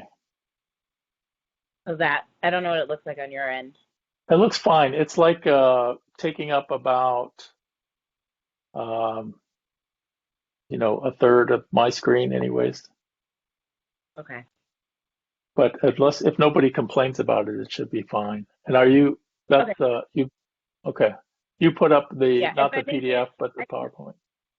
Yeah, it's the PowerPoint, and I can make it full screen, but then I can't access all the BlueJeans controls and stuff, so we might have a little bit of a lag. But let me show you what full screen looks like in case we need to do it. Is this much, much better? No, it's not much, much better. So go with the one that is easier for you to access the controls. Great. And then I'll be back in 2 minutes. But why don't you keep it on the cover page too for a second? Yep, yeah. No problem.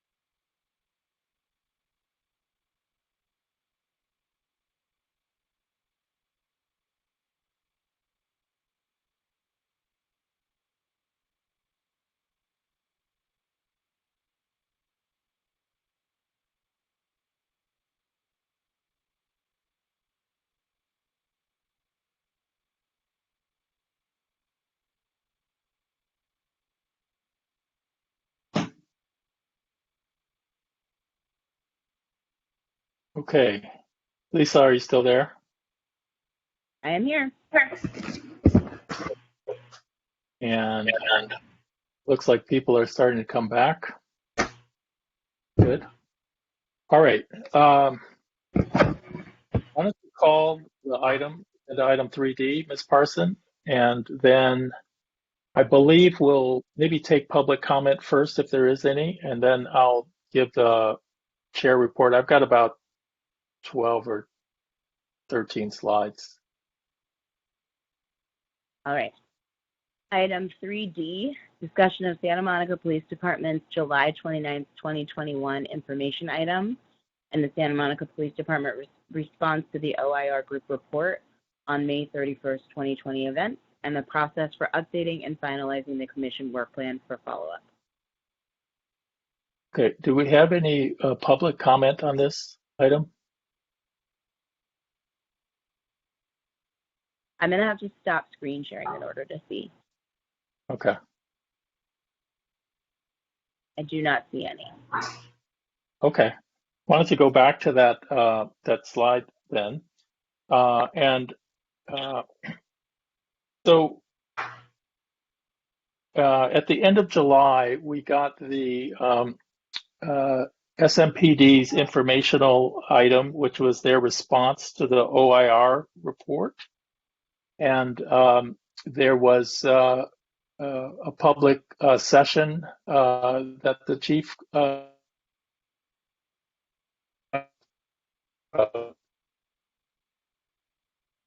some of you attended that event. And when the city council met to discuss the OIR report and the process of getting the department's response, they also asked our commission to, within 60 days of that response, to let council know how we would incorporate all of this information into the commission's work plan. And we had an ad hoc committee come up with some initial themes and ideas. And what I would like to do is add to that discussion by offering a few additional ideas. And that what I would expect is that what is now called the Protests and Crowd Management Systems Standing Committee will have meetings and continue to work on the work plan. So in time for us to submit a report to the City Council, I think it's roughly due at the end of September. And we'll have to, I'll check on the exact timing, but if it was due at the end of September, we might want to approve something at our September meeting, which is on September 9th. And if we were going to do that and we had a written document, it would be posted with our agenda on September 2nd, which if you look at your calendars is right around the corner. So, so that committee will have some additional work to do, and I wanted to tee up some ideas in this slide deck. So, Ms. Parson, can you go to the next slide? Okay, so for this study session, I want to allow us an opportunity to discuss commissioners' initial reactions to the informational response, discuss additional major themes for the commission's ongoing work, and discuss what I just mentioned, and that is we have the work plan that's due.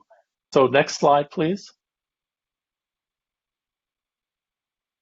So on this page, I tried to summarize the OIR group's bullet point summary of their report. So this isn't necessarily our summary of their report. And essentially, they identified several leadership and planning deficiencies that contributed to the mishandling of the response on May 31.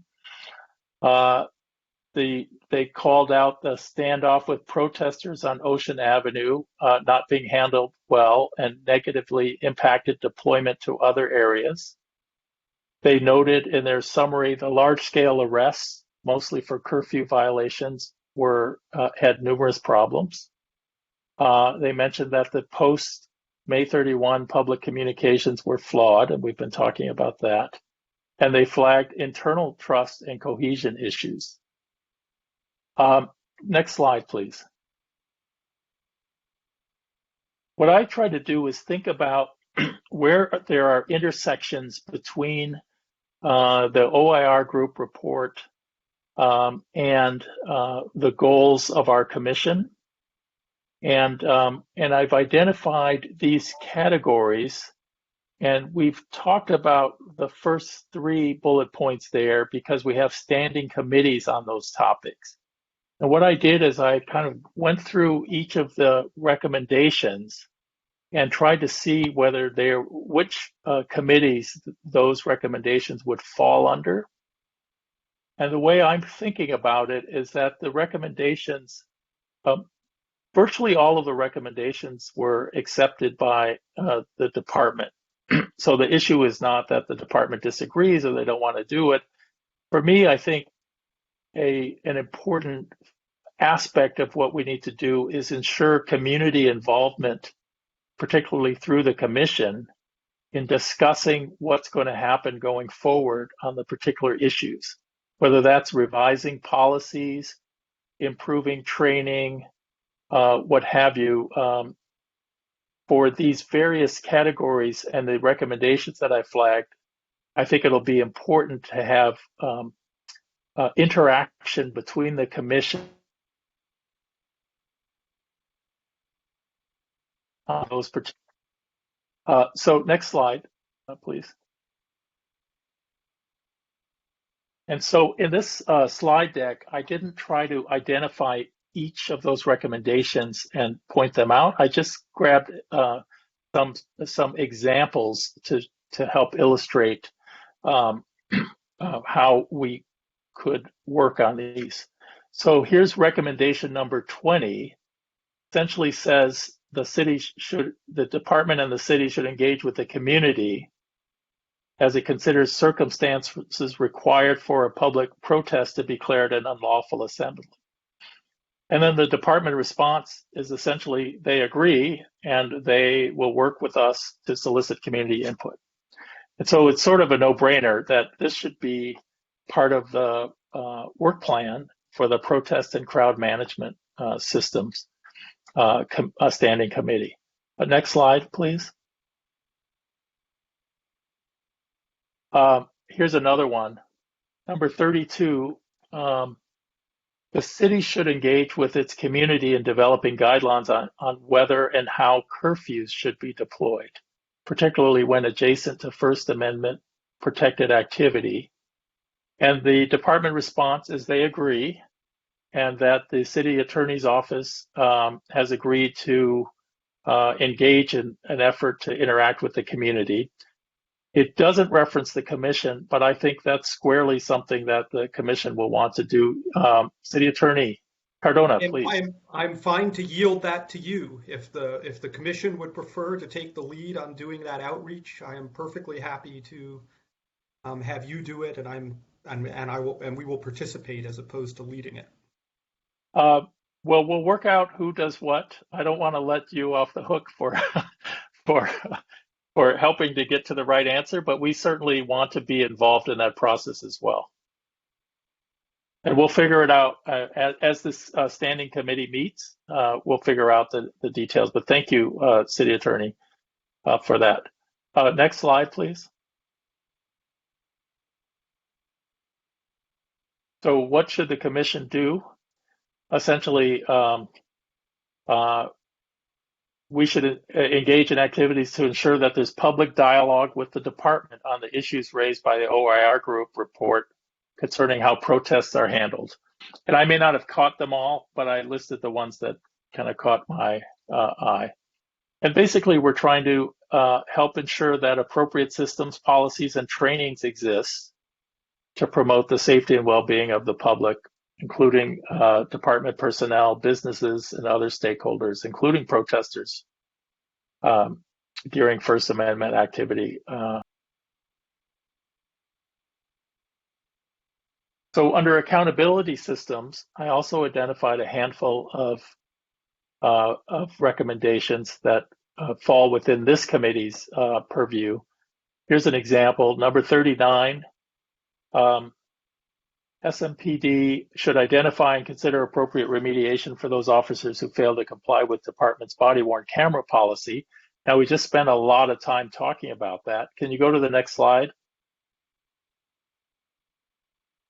Well, here's a response. I didn't copy the full response, but essentially they agree with the recommendation. There's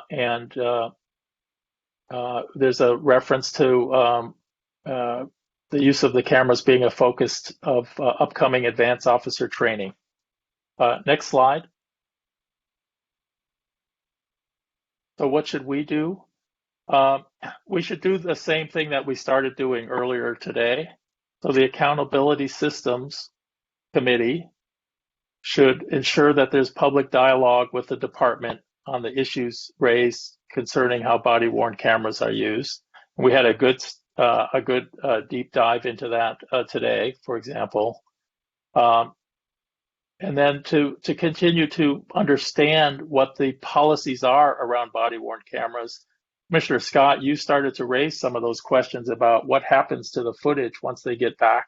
And I think that's an issue that's been widely discussed among departments throughout the country. And that is, what are you going to do with all this footage? And the chief gave us some ideas of what officers are doing, but I think it's an interesting issue that could benefit.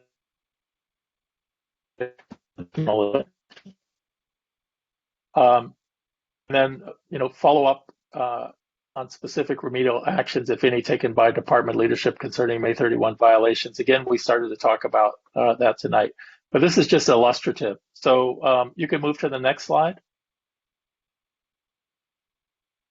Okay, under use of force, similarly, there's several recommendations that would fall under the category of use of force. And so here I didn't pick just one, but I referenced several. There's issues relating to the policies, practices, training, reporting, involving various things like the different types of less lethal munitions, and in particular the flashbang devices and the pepper ball deployments, some policy language, use of tear gas. And generally, with respect to all of those recommendations, the department agrees. Next slide, please. And again, I think while the OIR report in places references engaging with the community, I think it's important for us to insist, as a matter of good, sound, community-oriented policing, that the community voice be heard on these significant areas, including use of force systems. And so essentially, I'm saying the same thing here.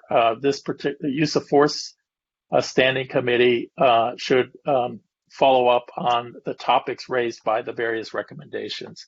And I know the department has, its own initiatives going, and we want to, understand and follow and have dialogue about the use of force related issues as it moves along. Okay, next slide, please. So an area that several of the commissioners have talked about, but maybe has escaped our planning to date, is officer safety and well-being. And I think it's worth us considering how we might work that into our work efforts. So the recommendation number 42, for example, SMPD should review its systems for supporting officer wellness, including the availability of counselors and other professionals, and should consider ways to encourage officers to take advantage of those programs who may be struggling with the trauma of the events of May 31 and other events of the past year. And of course, the department agrees with this recommendation. Next slide. So here I just perhaps state the obvious that safety and well-being of officers is a critical aspect to having a well-functioning, healthy, and safe police force. And it's critical to the safety of the community as well. And so we should find ways to engage in dialogue with the department and help support policies, practices, and trainings that promote and ensure safety and well-being of officers and across all of its various dimensions. That's the end of this slide deck, I think. Can you go to the next slide just to prove that I'm right about that? There you go. Okay, you can stop screen sharing. All right, so love to entertain additional thoughts from the commissioners. We've got a couple dozen pages of informational response from the department. We have the original OIR report. We have the ad hoc committee's initial thoughts and themes and the like. So what are your thoughts on how we get a set of recommendations to the council by the end of September? Yes, Commissioner Roman. Thank you, Chair Brown. So I do have a question for you. We have two commissioners that are out of commission for right now, right? Yes. And then, well, we have two vacancies. And then we have two vacancies, and we also have two commissioners that are out of commission. Yeah. Am I missing a third? Am I missing another commissioner? Because it's supposed to be a commission of 11, correct? One absent today. We have three absences today and two vacancies. Okay. So we just barely made quorum. Great. So are we still on the deadline for the September presentation, as council hasn't appointed the next few commissioners? Yes. Okay.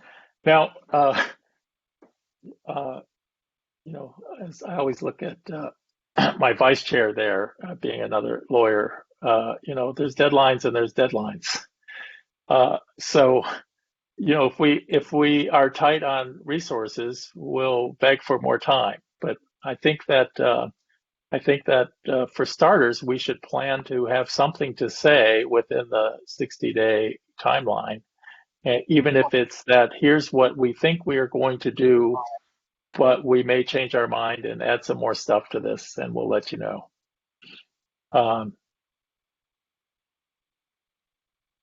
So what do you think we should do? I think, as we go through this process, I agree. There are deadlines, and there are definite deadlines.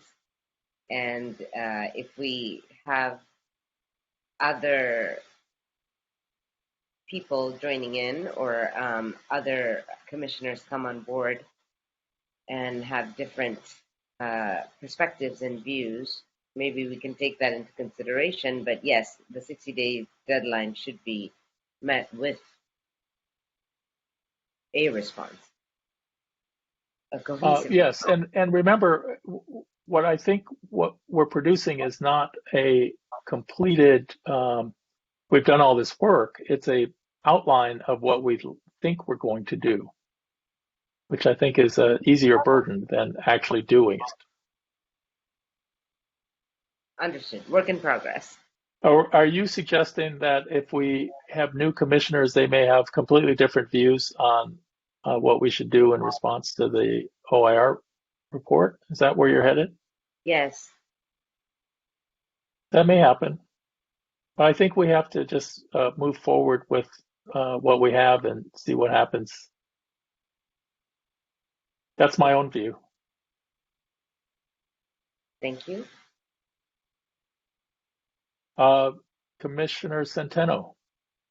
In your presentation, you made a couple references to, specific incidences of like policy violations, but also officer safety and wellness. And then in another slide, you mentioned that we were going to seek community input for the protection of all First Amendment activity participants. In that submittal to the city council, and you're talking about this is just going to be an outline or a work plan. Am I understanding that correctly? Yes. Okay, and so when we work with the community, at some point, I'd sure like to have it entered in there that all these protections that we are wanting to put in place are not going to protect First Amendment activity to include looters, vandals, arsonists, those that assault officers, and or the opportunistic people that take advantage of the chaos to commit criminal activity. Are we going to do that? Are you proposing that we try to protect looters and No. What I'm people who saying are is attacking no, officers? no, not in fact. What I'm saying is the opposite. That when we want to really make sure that we want to make clear that we are here, that the Santa Monica Police Department is there to protect First Amendment activity, right? And we will take every measure necessary to protect that First Amendment right. That doesn't include the criminal activity that inserts themselves in the First Amendment activity. Yeah. So I think what you're doing, perhaps, Commissioner Centeno, is projecting a little bit into what you believe we're proposing, and I don't think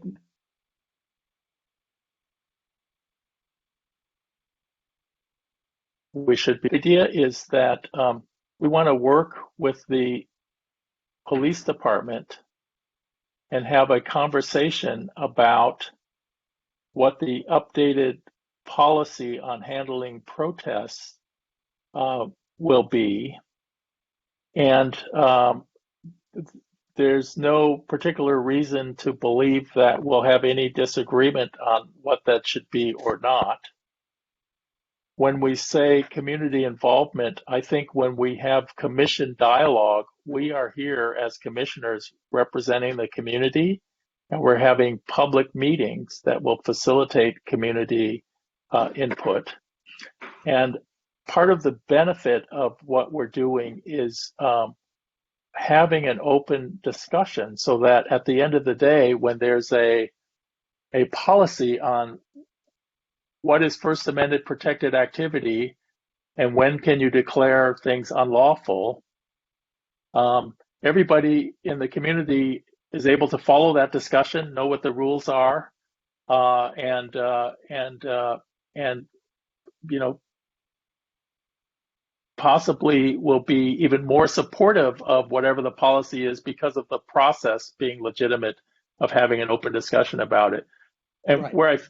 where I would encourage you not to go is to assume that anyone on this commission is going to propose something different from what you might propose if you look at it I'm not going there at all. Yeah. No, I totally agree with what you're saying. I think down the road that will come up, and and I think the more the dialogue with the community, I think, and everybody understands what the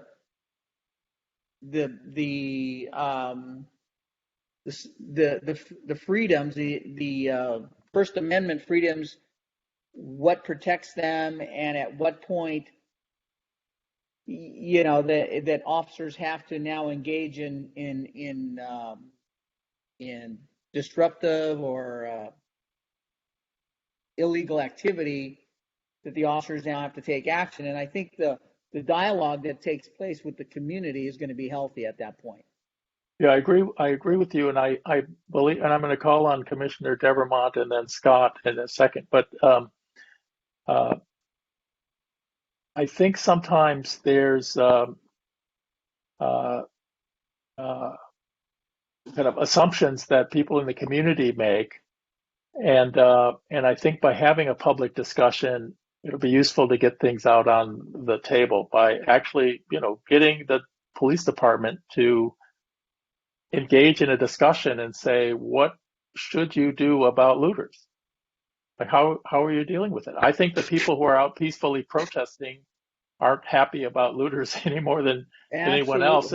Correct. And then there's the other category of the opportunists that are embedded in the peaceful protests. And what do you Correct. do about that? And I think those are Correct. all thorny issues. Yes. And I believe that the community benefits from having a public discussion about it, so that Correct. everyone can weigh in on what the issues are, and we get the benefit of the expertise from the department on what do they think should be done about it. And I Correct. think we might surprise ourselves and find that that substantial agreement on what the issues are and what kinds of things should or shouldn't be done. Thank you. Let's see. I think Commissioner Devermont is first, and then Commissioner Scott. So I don't want to go too deep down this rabbit hole, but I feel it necessary to at least say this. I understand where Commissioner Centeno, I believe I do, where Commissioner Centeno comes from and why he feels the need to insert that kind of language.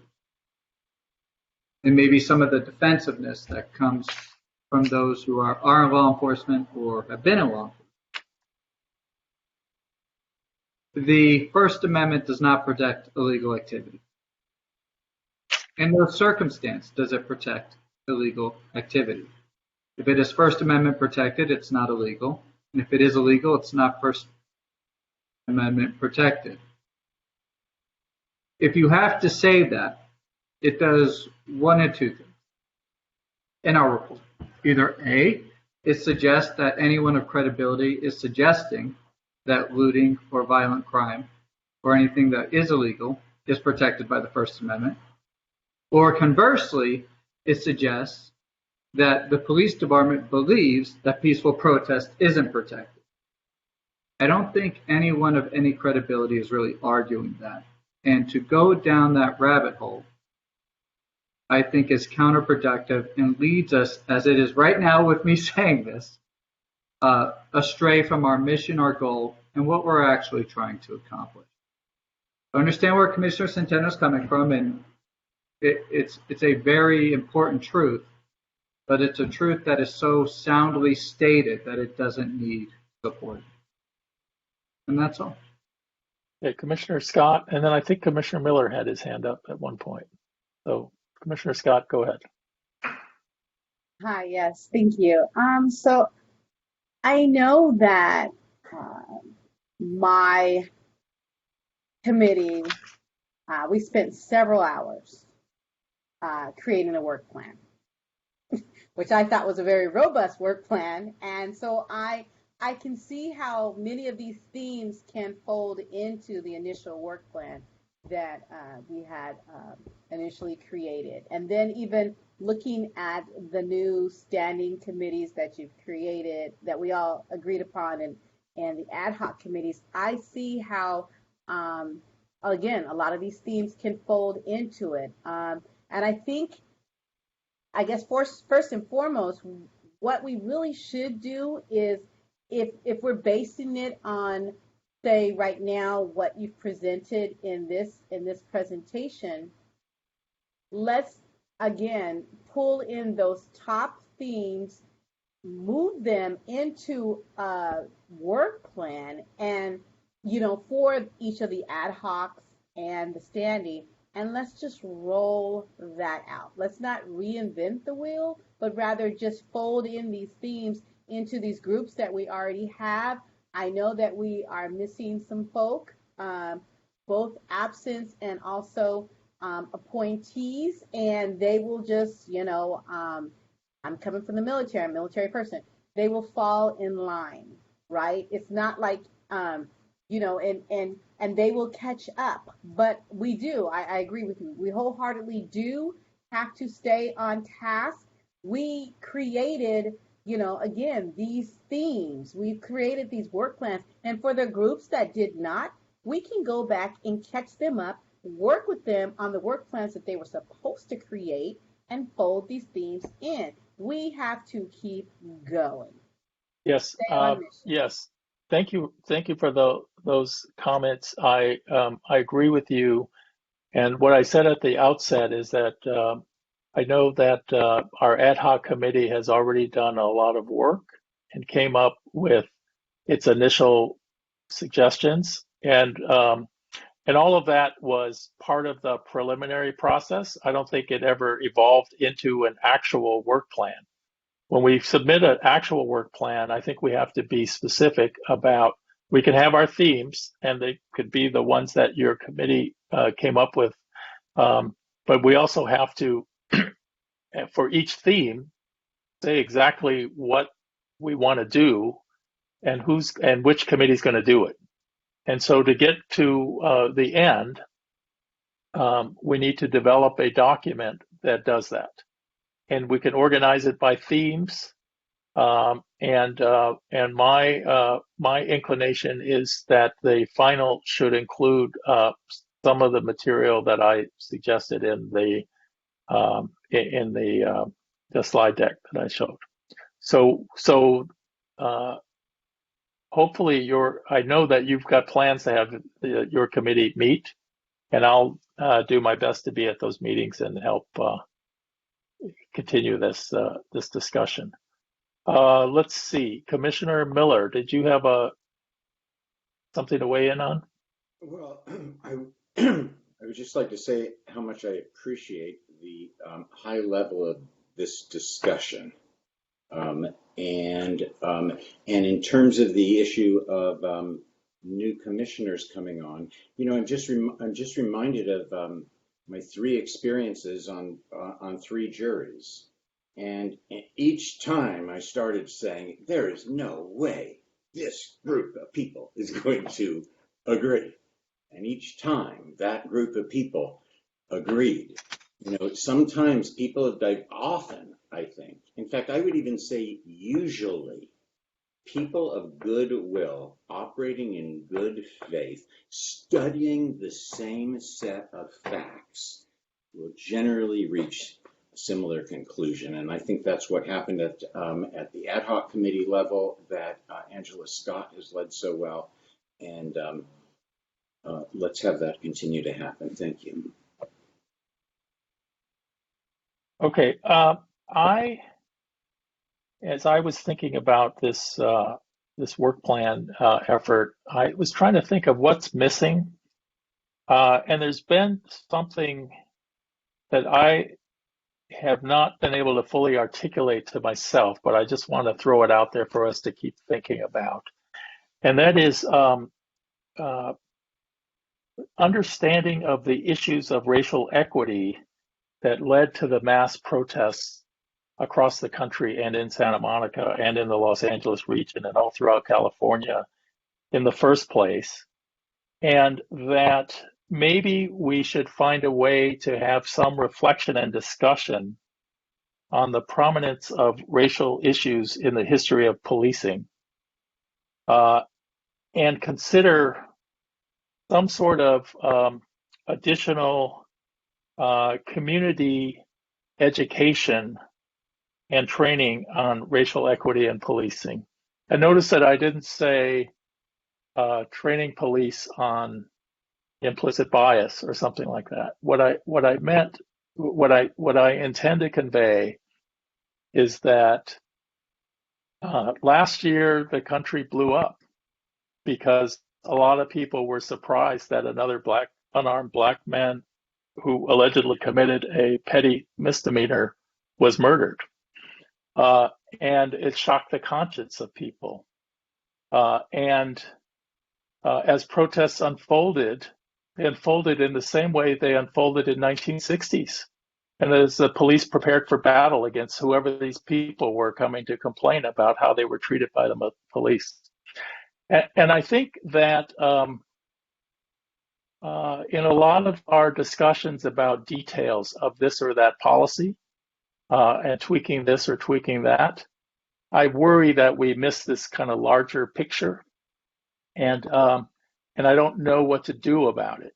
But I wanted to throw that on the table so that as we continue to think about what's our work plan going to look like, we at least consider what are we going to do about this underlying thing that has persisted throughout a long period of time and impacts the way a lot of people look at the public safety issues. Yes, Commissioner Scott. So I'm wondering, because I know we continue to speak about having community forums, right, if you will, regarding restorative justice. But it sounds like at the same time, we definitely need in those community forums to maybe first and foremost talk about this. Talk about what, like you said, what equity in policing is supposed to look like, what it looks like now, and what, what we can do again. And maybe that folds into reimagining policing. Maybe that's where what you're talking about right now begins that listening session for that group of reimagining policing. And that's how they would take this on as a study session or a listening session. And you bring in community members, you bring in the policing experts, and they begin to unpack that at a community level, right? And I mean, so that's just one possible way. I just wanted to share that. Yeah. And we don't have to resolve this now. I just want to get it out on the table so that we're thinking about it going forward. Commissioner Centeno, and then we're going to move to the next agenda item. Yeah, I liked Commissioner Scott's recommendation or observation. I think rather than committing or creating a new committee to address equity, I perhaps just inserting equity in every subcommittee as a proponent to whatever it is we are addressing in that subcommittee. Great thought. All right. I'm going to close this agenda item, and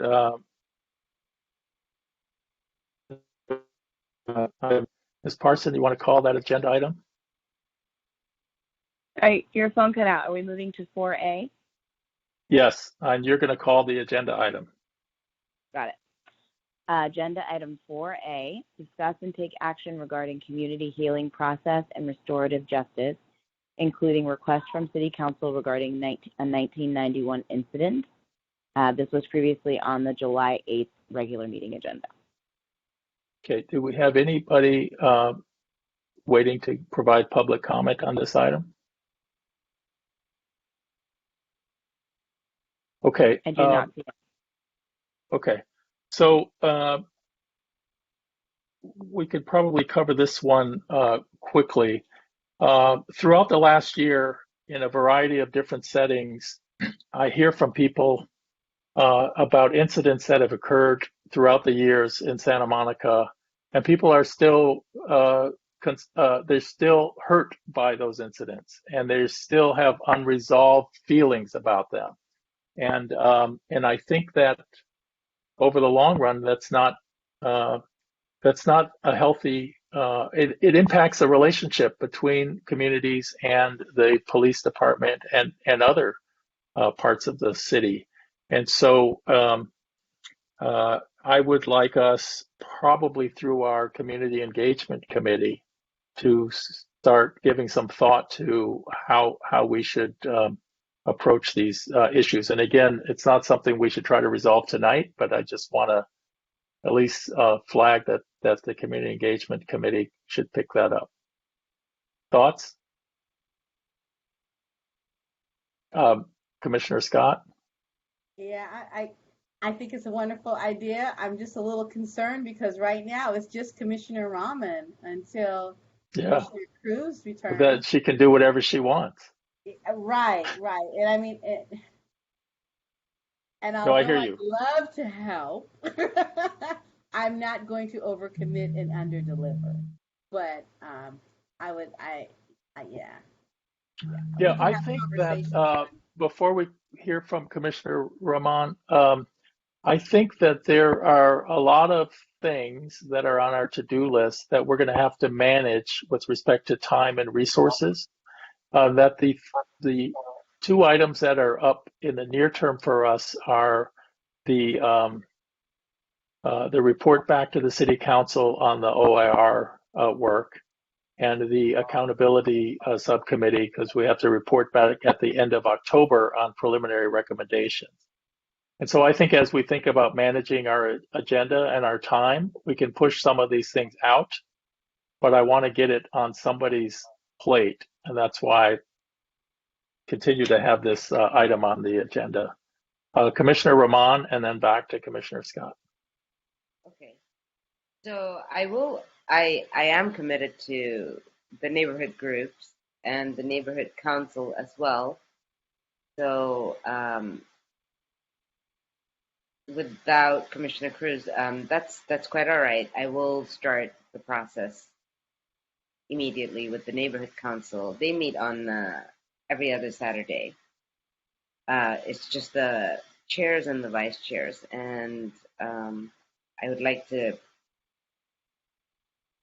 Well, let me also say that you don't have to, as a committee, you don't have to actually do all the work yourself. The idea is to, and I should remind you that the chair and vice chair are on all the committees. So there's three right there. But the goal is to actually just try to figure out what we should do and who might do it and when we're going to do it. So you don't actually have to go and start doing things. Don't feel that pressure. Now you're welcome to, but okay, let's see. City Attorney, please. I do just have to remind you that for your standing committees Right. are subject to the Brown Act, which means Right. before the standing committee can decide what to do, you have to have a meeting, and to have a meeting, you have to put out an agenda and have that meeting open to the public. So you will need to Yep. work with Lisa to get all that set up before the Thank you. committee can actually decide what to do. Thank you for that reminder. Fortunately for Commissioner Rahman, there's only one ad hoc committee, and that is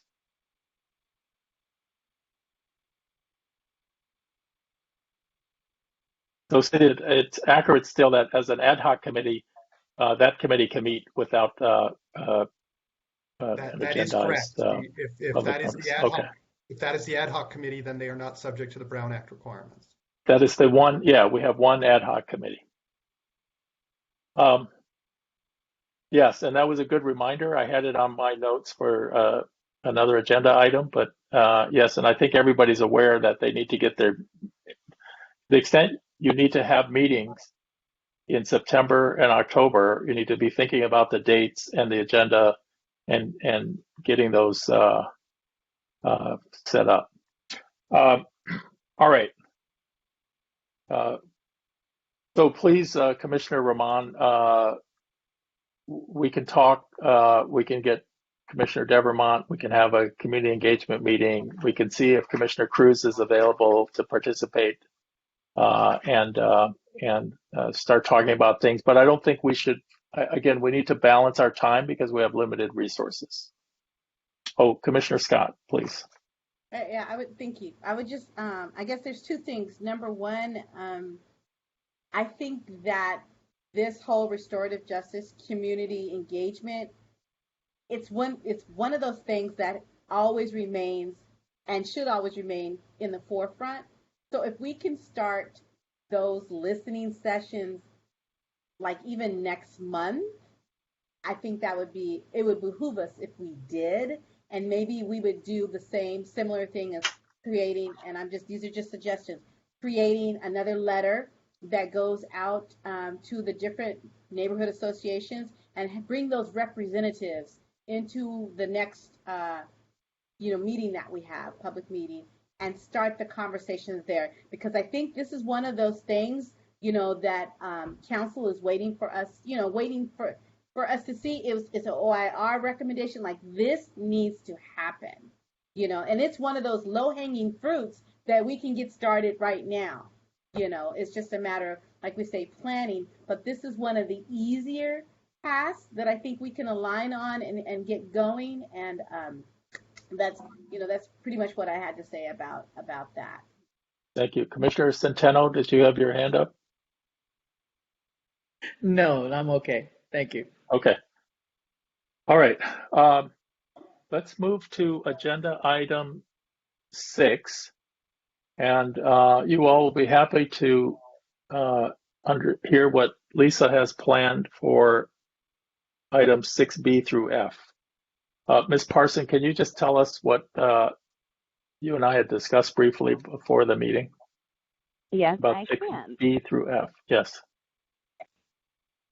Given the time constraints of meetings and that these are primarily just status updates of ongoing work, I will be preparing a written update for the commissioners on all of the items listed from 6B to 6F. Yes. And then if there are questions or comments or anything that anyone would like to discuss, we can agendize just that discussion part for an upcoming meeting. But that way I can get you all the updates without necessarily taking up a lot of time on the agenda for meetings. Great. Now we're going to do agenda item 6A, and that is to get an update on the status of the information originally requested by the Ad hoc Committee on Complaints a couple of months ago. And Ms. Parson or City Attorney Cardona, are one of you going to give us that update? I do not have the update, and I thought that update was going to come from Deputy Chief Jacobs, and he is out. I'm not sure if the chief or the city attorney have other information to share. Okay. I have the information, and because the deputy chief has been out and will be out until the end of the month, I wasn't comfortable with passing it along because I had a few questions. So there will be a delay, and I apologize for that. But some of it also we have to reconcile because there were some questions that involve data that are external to the police department. So it's going to be a little bit longer. And I do get that the request, I believe, came in the latter part of July. I have June 16th in my. I think I have a different date on my email, but nevertheless, it's not substantially different. And then again, I may be wrong. And it's not something that at the end of the day is going to matter. It's just the committee wants to have access to that information as we prepare our report to the city council that's due at the end of October. And I believe that I don't think it necessarily needs to slow them down, but I believe they thought it was foundational to their work. Commissioner Devermont, did you have thoughts on that?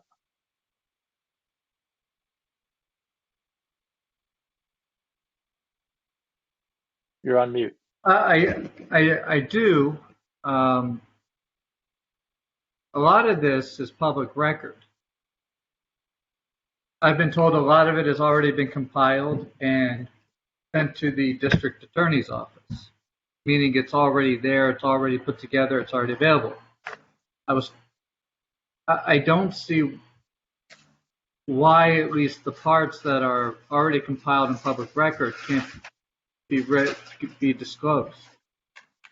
Maybe that could be explained to me. Okay. Well, the way that for what's a matter of public record, then you should be able to access it. But for what I have on the list here, there were some other numbers that were requested in terms of filings and things like that. That is, some of that information is not within the context of the police department because we don't file cases. We do, but we don't deal with the data collection of that. And so our numbers versus what's filed and isn't may be a bit different, and I need to reconcile that. No one's trying to avoid giving you the information, but we have shortages over here too. I totally understand. The public record that I'm talking about that I've told has been already produced to the district attorney's office is Penal Code 832.7 information. Yes, it's the SB 1421 reports, and it's simply a question of compilation. So we are pulling that together. I will try and get it to you as quickly as I can.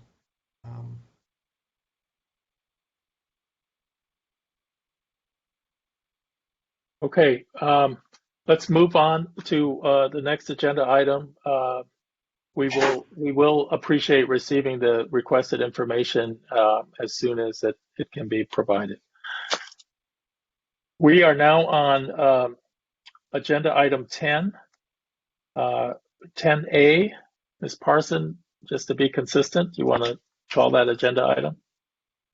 I will call the agenda item and I will update you on the agenda item. Item 10A, request the city manager or city attorney to provide information on status of hiring inspector general to support and work at the direction of the commission, including selection process, conflicts of interest process, and key contractual terms.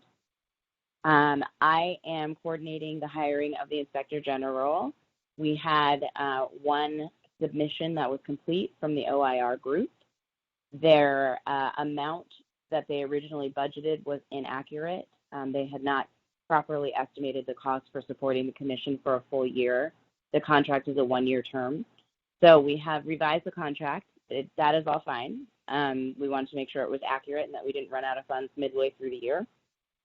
Because the amount increased, it does have to go before council now to be approved.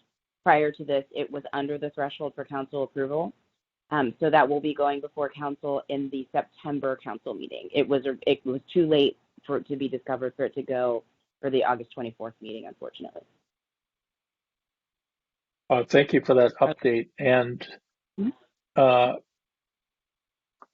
my point of view, we'd like to continue to get updates at our meetings. Is that something we have to vote on, or is that just something we can ask? And then I'll defer to city attorney. That's not something you need to vote on. You can simply agendize an update for each meeting. Got it. Okay. Did someone else have their hand up? I missed it. Sorry, Commissioner did you Miller? have another comment? The city attorney, go ahead. I think, City attorney, please. City attorney. I'll let Commissioner Miller go first, and then I can. Okay.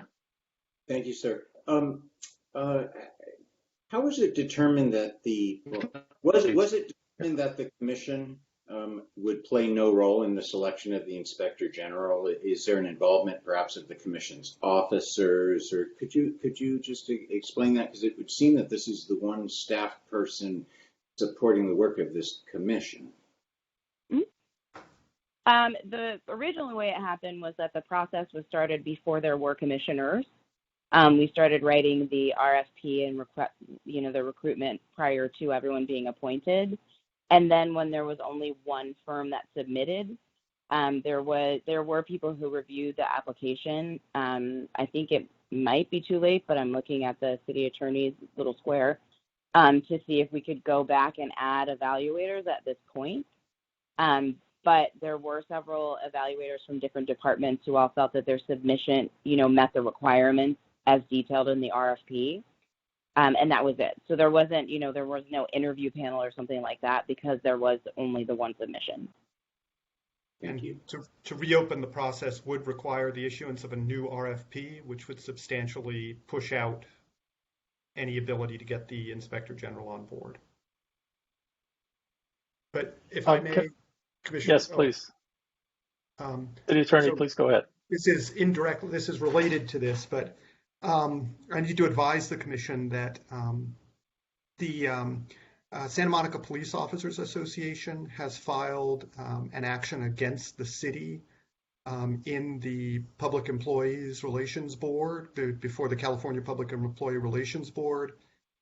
They have alleged, based on a case that was decided up in Sonoma County after this commission was formed, they have alleged that the formation of the commission violated our obligations to meet and confer with the SMPOA before the commission was put in place. We are disputing that, but we are attempting to see if we can reach a resolution that will avoid the need for litigation.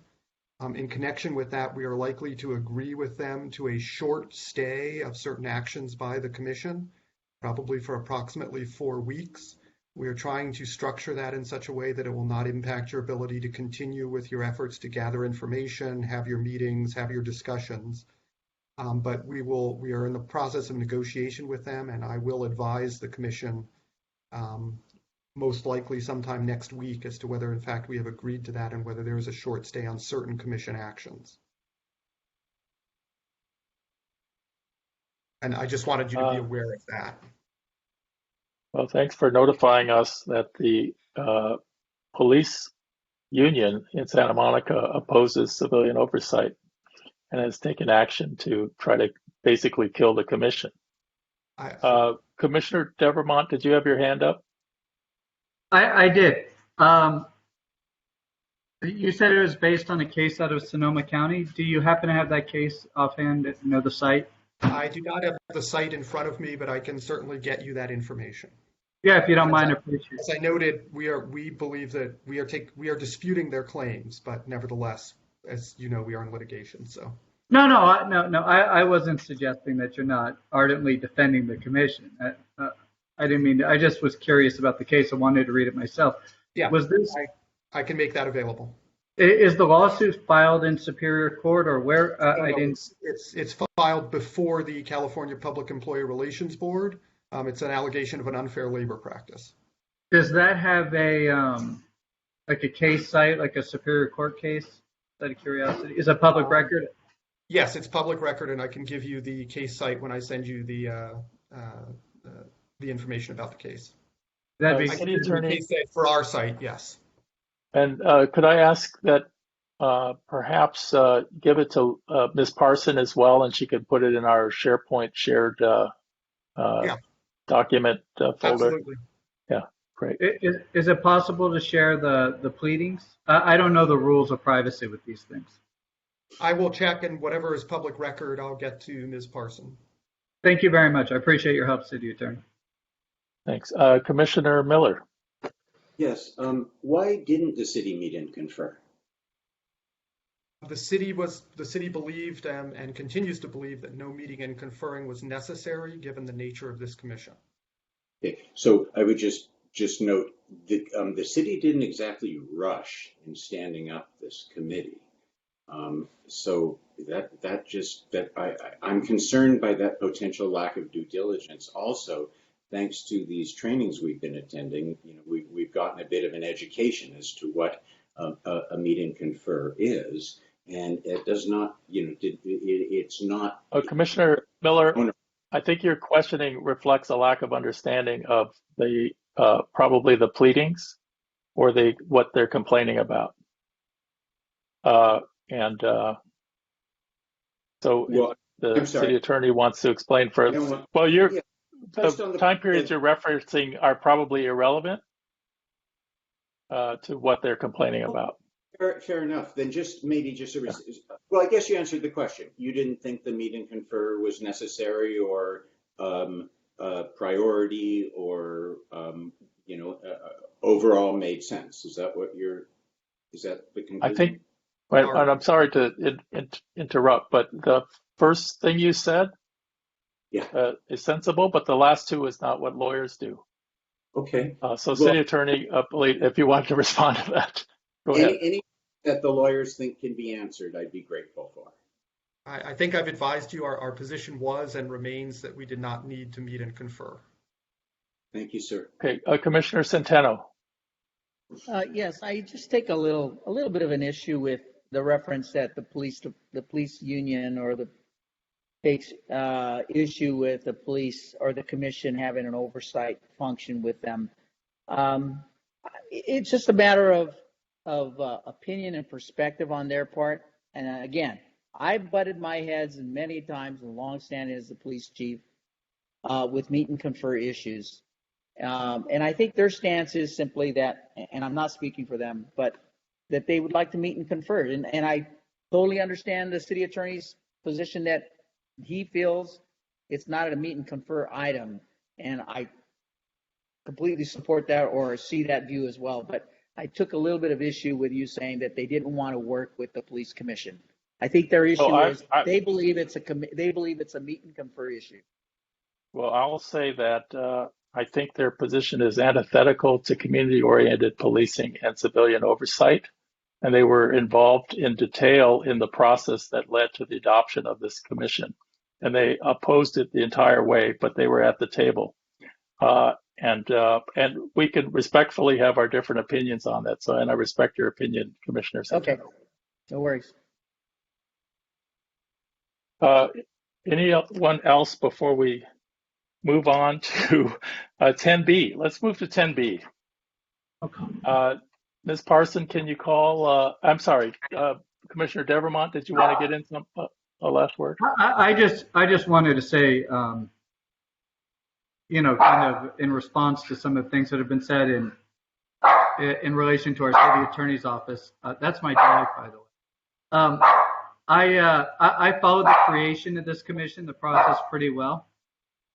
I can tell the city attorney's office and staff did so diligently with as much input from as many sources as possible and worked arduously to get this right. And I'd like to recognize that forming this commission was not a small thing. It required statutory construction and legislation. And I think that needs to be recognized. That's all. Thank you. Let's move to agenda item 10B. Ms. Parson, can you call that agenda item? Item 10B, request the city manager to provide the commission with regular status updates on the search for a new police chief. And are you able to provide that? Yes, please. I do not have a status update on the search for the new police chief. I have confirmed that the chair and I believe the vice chair will be included in interviews when those interviews are scheduled. I do not know if they have been scheduled yet. You may know more than I do. I have reached out to. Apparently, I do. Yes. Great. Yeah, I've reached out to our chief people officer, Lori Gentles, to get more regular updates on the hiring process. Thank you. So, I mean, the request, and maybe Ms. Parson, you can take this back to the relevant persons in the city. The request is to give us regular updates on where things stand. Understood. Apologies, but if that's going to be a direction from the commission, that does need to be the subject of a motion, a second, and a vote. So moved. Second. Any discussion? Hearing none. Oh, okay. Commissioner Miller wants to discuss. Yes, okay. Actually, not discuss. Could you just be kind enough to repeat the motion? The motion is a request to the city manager to provide regular updates on the status of the hiring of the new police chief. Thank you. That is my motion. And who was the second? Was that Commissioner Miller? No, Commissioner Scott. And I have a question related to that, but not part of the discussion. I thought it was Commissioner Rahman, but I may be wrong.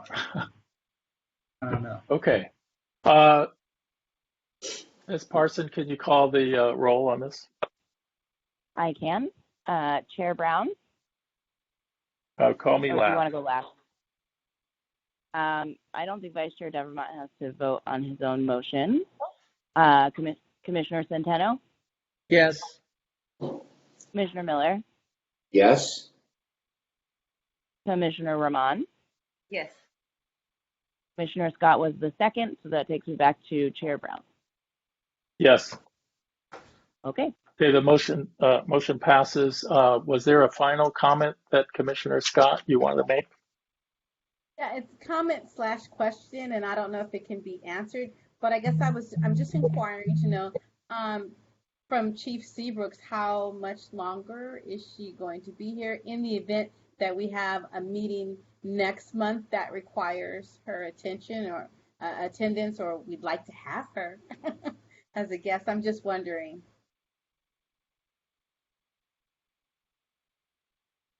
I am here through the middle of October. It's 8:10 at night. Excuse me? I'm sorry, I didn't mean to interrupt you, Chief. Go ahead. It's the middle of October, and in those instances where I may not be available, provided Deputy Chief Jacob is, he will be my stand-in, or the chief stand-in. Thank you. You're welcome. Thank you. Okay, let's move to agenda item 10C, which are committee reports. And what I'd like to do, I know the committees haven't met because if they had, most of them would have committed a Brown Act violation. So what I'd like to do is just get a brief note from the committee chairs on if you're planning to meet anytime soon and anything else you want to tell us. So let's start with accountability systems and Commissioner Vice Chair Devermont. We did try to meet. There were some logistics issues that prevented it, scheduling, other things. I plan to meet probably 2 weeks from now, provided that works for the commission and for intended guests. I intend to invite Chief Seabrooks and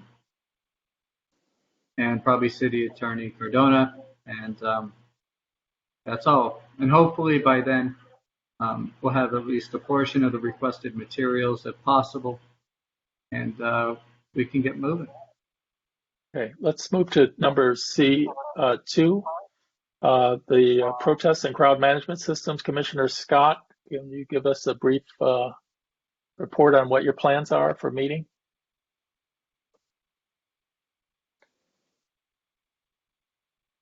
She just dropped out of the call. You might want to You come must back. have hit the wrong button. Yeah, okay. Reimagining public safety, Commissioner Miller.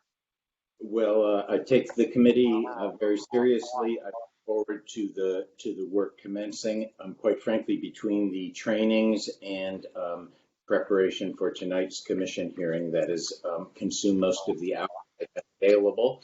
But we will get started on this committee shortly. We have a dream team of members, and I look forward to the chairman and the vice chairman's guidance in the committee, and hope to have more to say on that shortly. Excellent. Commissioner Scott, thanks for returning. I didn't mean to scare you away. I pressed end call instead of unmute. Systems. That's okay. We got yes, you back. Yes, so we've actually, I arranged to have us to meet on the third Wednesdays of the month. So we are scheduled to meet this upcoming Wednesday, the 25th. Although I think I might have to reschedule that just due to another schedule conflict. But we are set in stone to be meeting on the third Wednesdays of the month. Actually, okay. Clarify. I would encourage you to get an agenda published and officially noticed for the meeting. Actually, it's the fourth Wednesday. Let me correct myself. It's the fourth Wednesday, the 25th. So I do have a bit of time, but yes, I will have that. Yes. Okay. Which meeting was this for? Which meeting was this for? That was protests and crowd management, and you are on that committee, Commissioner Centeno. Okay. Thank you. And then community engagement, we've discussed, I believe. Use of force systems, I will take the lead in getting that organized. And my sense is that we can wait a little bit until we get our other priority committees going, because we have limited resources. But it's certainly what I intend to do, what we've been talking about doing, and that is that we'll do a comprehensive look at the department's use of force policies, and hopefully engage with them and get their thoughts on the various issues, and get information on best practices and what other cities are doing, and compare notes, get some help from the Inspector General, and have a dialogue. And that will take several meetings over a period of several months. So I don't think there's a need to rush into that, but that's where we're headed on that. Operations, staffing, and budget. What I am thinking there is that what we'll want to do is have a kind of a scheduled set of meetings, maybe 4 in any given year. And we'll have to figure out the timing of it, but it's basically to get ourselves in a position to, again, have meaningful dialogue about the budget in a timely way as the budget process occurs each year, and to get ourselves, continue to have ourselves educated on how the department works and what the staffing issues are, and in order to help us do our jobs better as we go about our various activities. Commissioner Scott. I would like to be added to that committee. I don't know if it takes a vote, but I definitely Your want to. name is in the agenda. What we've Okay. done so far is we've allowed people to volunteer to be on whatever committees they like. I think Commissioner Centeno holds the record so far of being on the most committees, but you can, give him a run for his money by just keep adding your name. All right. Now we are at the very final part where we take general public input. And City Attorney, I always continue to need to be reminded of what the rules are in this last part on general public input. Is it only on matters that we haven't yet talked about, It's or is on it any on matter. general? It's on any matter that is within the subject matter of the commission that has not already been on the agenda tonight. And it Okay. is not something you hear the public comment, but you cannot take action on it. Got it. So just to clarify, so if something was on the agenda earlier, at this point, public comment can't be, oh, I want to go back to that thing that you talked about 2 hours ago and add additional thoughts. Is that right? That's correct. That's correct. This is Okay. for public input on other items that were not on the agenda. Got it. And Commissioner Devermont, did you have a question related to this? Just a quick comment before we get to the conclusion of the committee. I just wanted to say that, it's 8:20 at night, and Chief Seabrooks and City Attorney Cardona, both of which are two people who were thrust into their jobs unexpectedly by the resignations of others, are still with us, still helping us, along with Ms. Parson. And I think that says a lot, and I think that needs some recognition. So that's all I was going to say. I agree. Pointed I appreciate. Yes, I agree. I appreciate your service and your support and your dedication and your willingness to take all the questions we throw at you. All right, Ms. Parson, is there anyone waiting to give general public input? Bert Champagne just turned his camera on. I assume that's a note that he would like to speak. Okay, please go ahead, sir. I just want to thank you, Chairman Brown, and all of the commissioners for taking on this big responsibility. And I also want to thank the Chief of Police for continuing to show her support on these matters and listening to our questions and answering our questions. And I know there's a lot of work that needs to be done, but just remember, some of us here in the city support you, and we appreciate all of you, and thank you for what you guys are doing, because this is a volunteer job. You're not getting paid for it. You're giving your time, which is your most valuable possession, because nobody knows how long we're going to be here. And so when you give your time, you give a lot. Thank you. Thank you. Any others, Ms. Parson? Okay. Thank you all for your participation and efforts and your future efforts. We'll adjourn the meeting, and good night, everyone. Good night. Thank you. See you all later. Thank you.